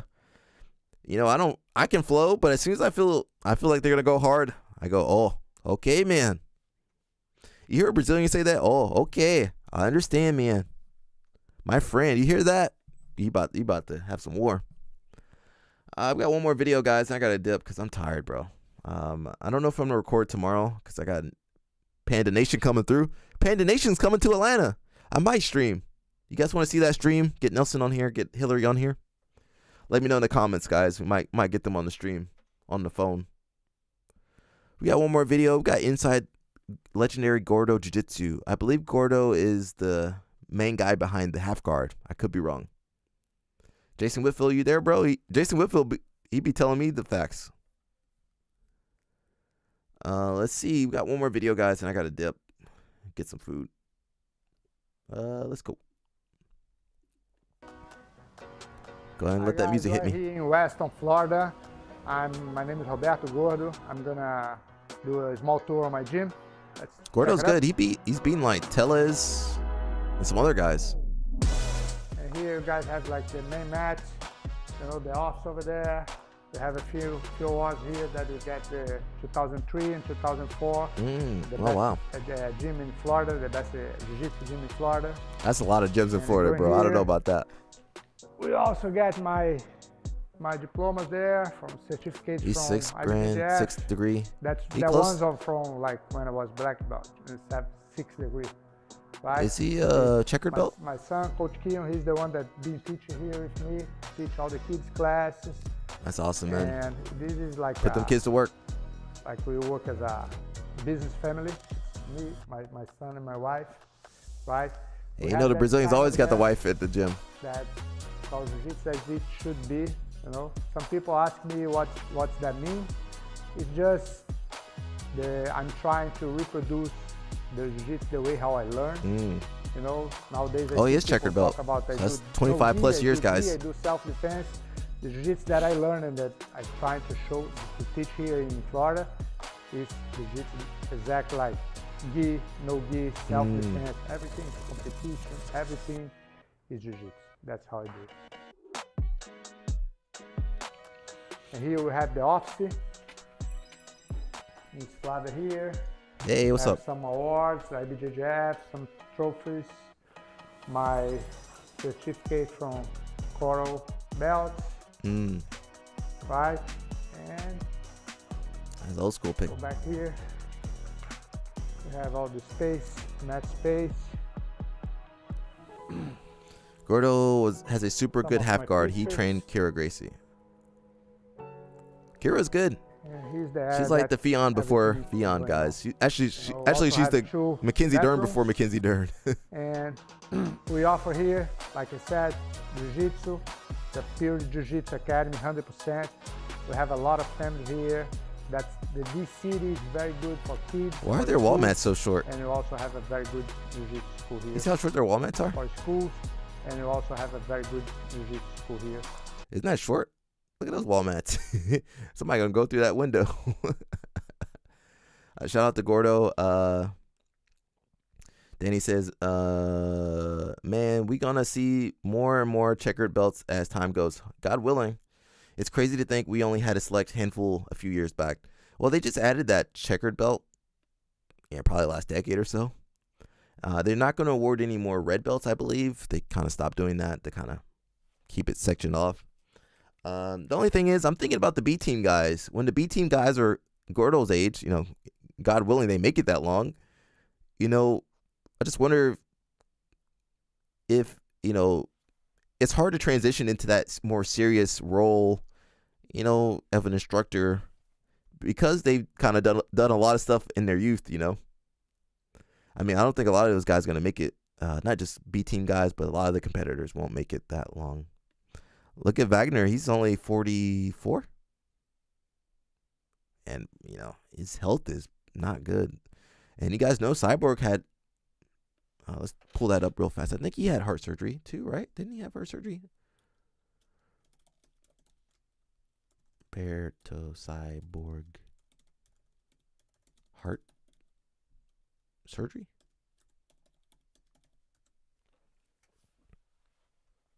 Oh, 2020 he had heart surgery. Some of it can be congenital, right? Could be congenital. It's an old picture. Hey, look at homegirl with the new dude from 2020, guys. He wasn't. Oh, bro, he wasn't. He was like early 40s in 2020. How old is Cyborg? Jason Whitfield, how old is Cyborg? I'm just gonna ask.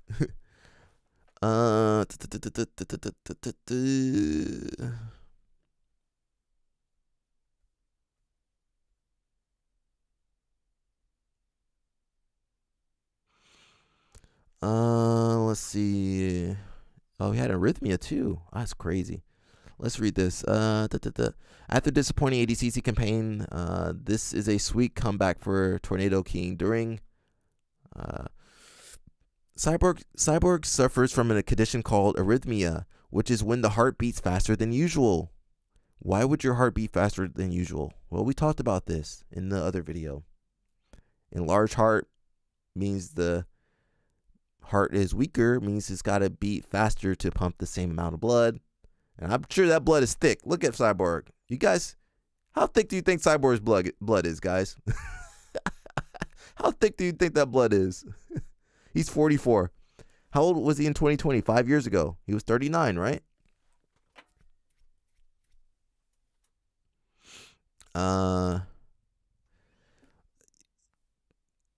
That's not good, guys. He had this at 39.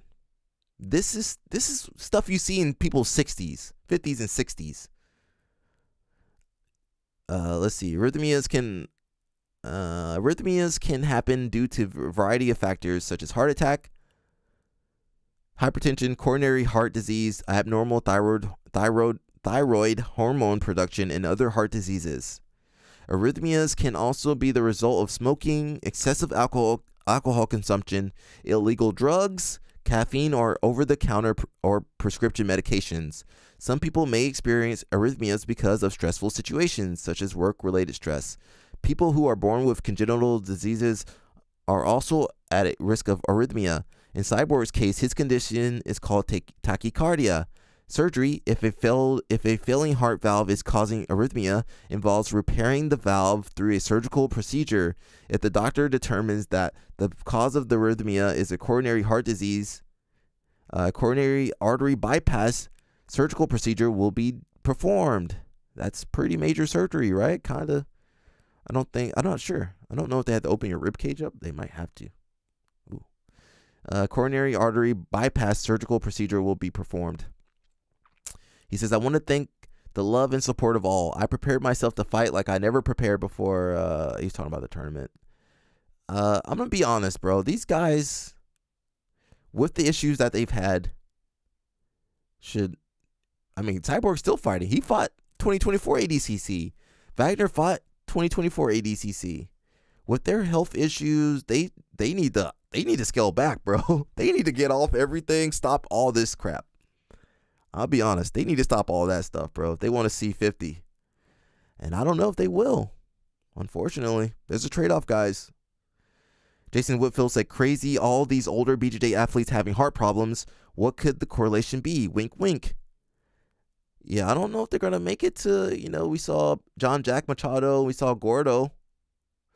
They're about 50s, 60s. I don't think Cyborg and some of these other guys are going to make it. And, sometimes they're okay with it when they're young. When they were the B team guys' ages, they were doing crazy stuff. They didn't care.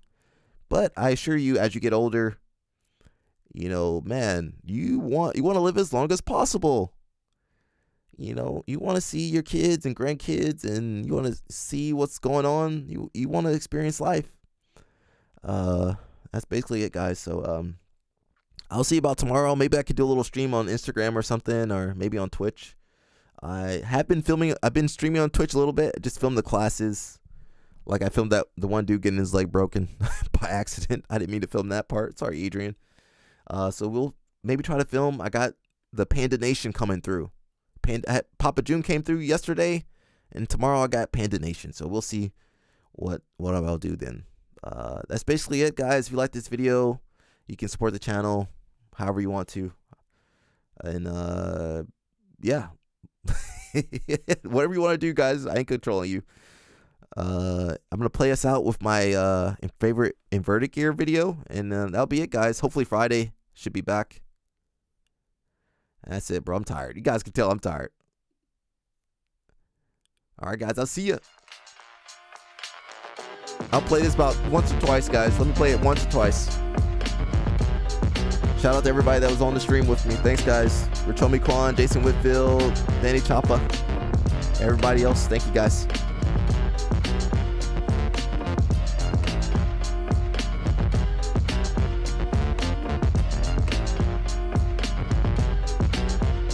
Hey, get that inverted gear, guys. Get that. Don't support that Hyperfly, guys. Get that inverted gear.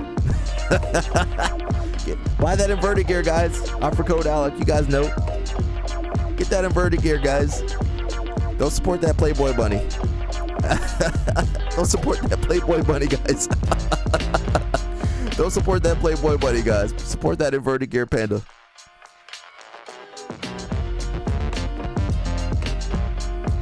Danny Choppa, thank you, brother.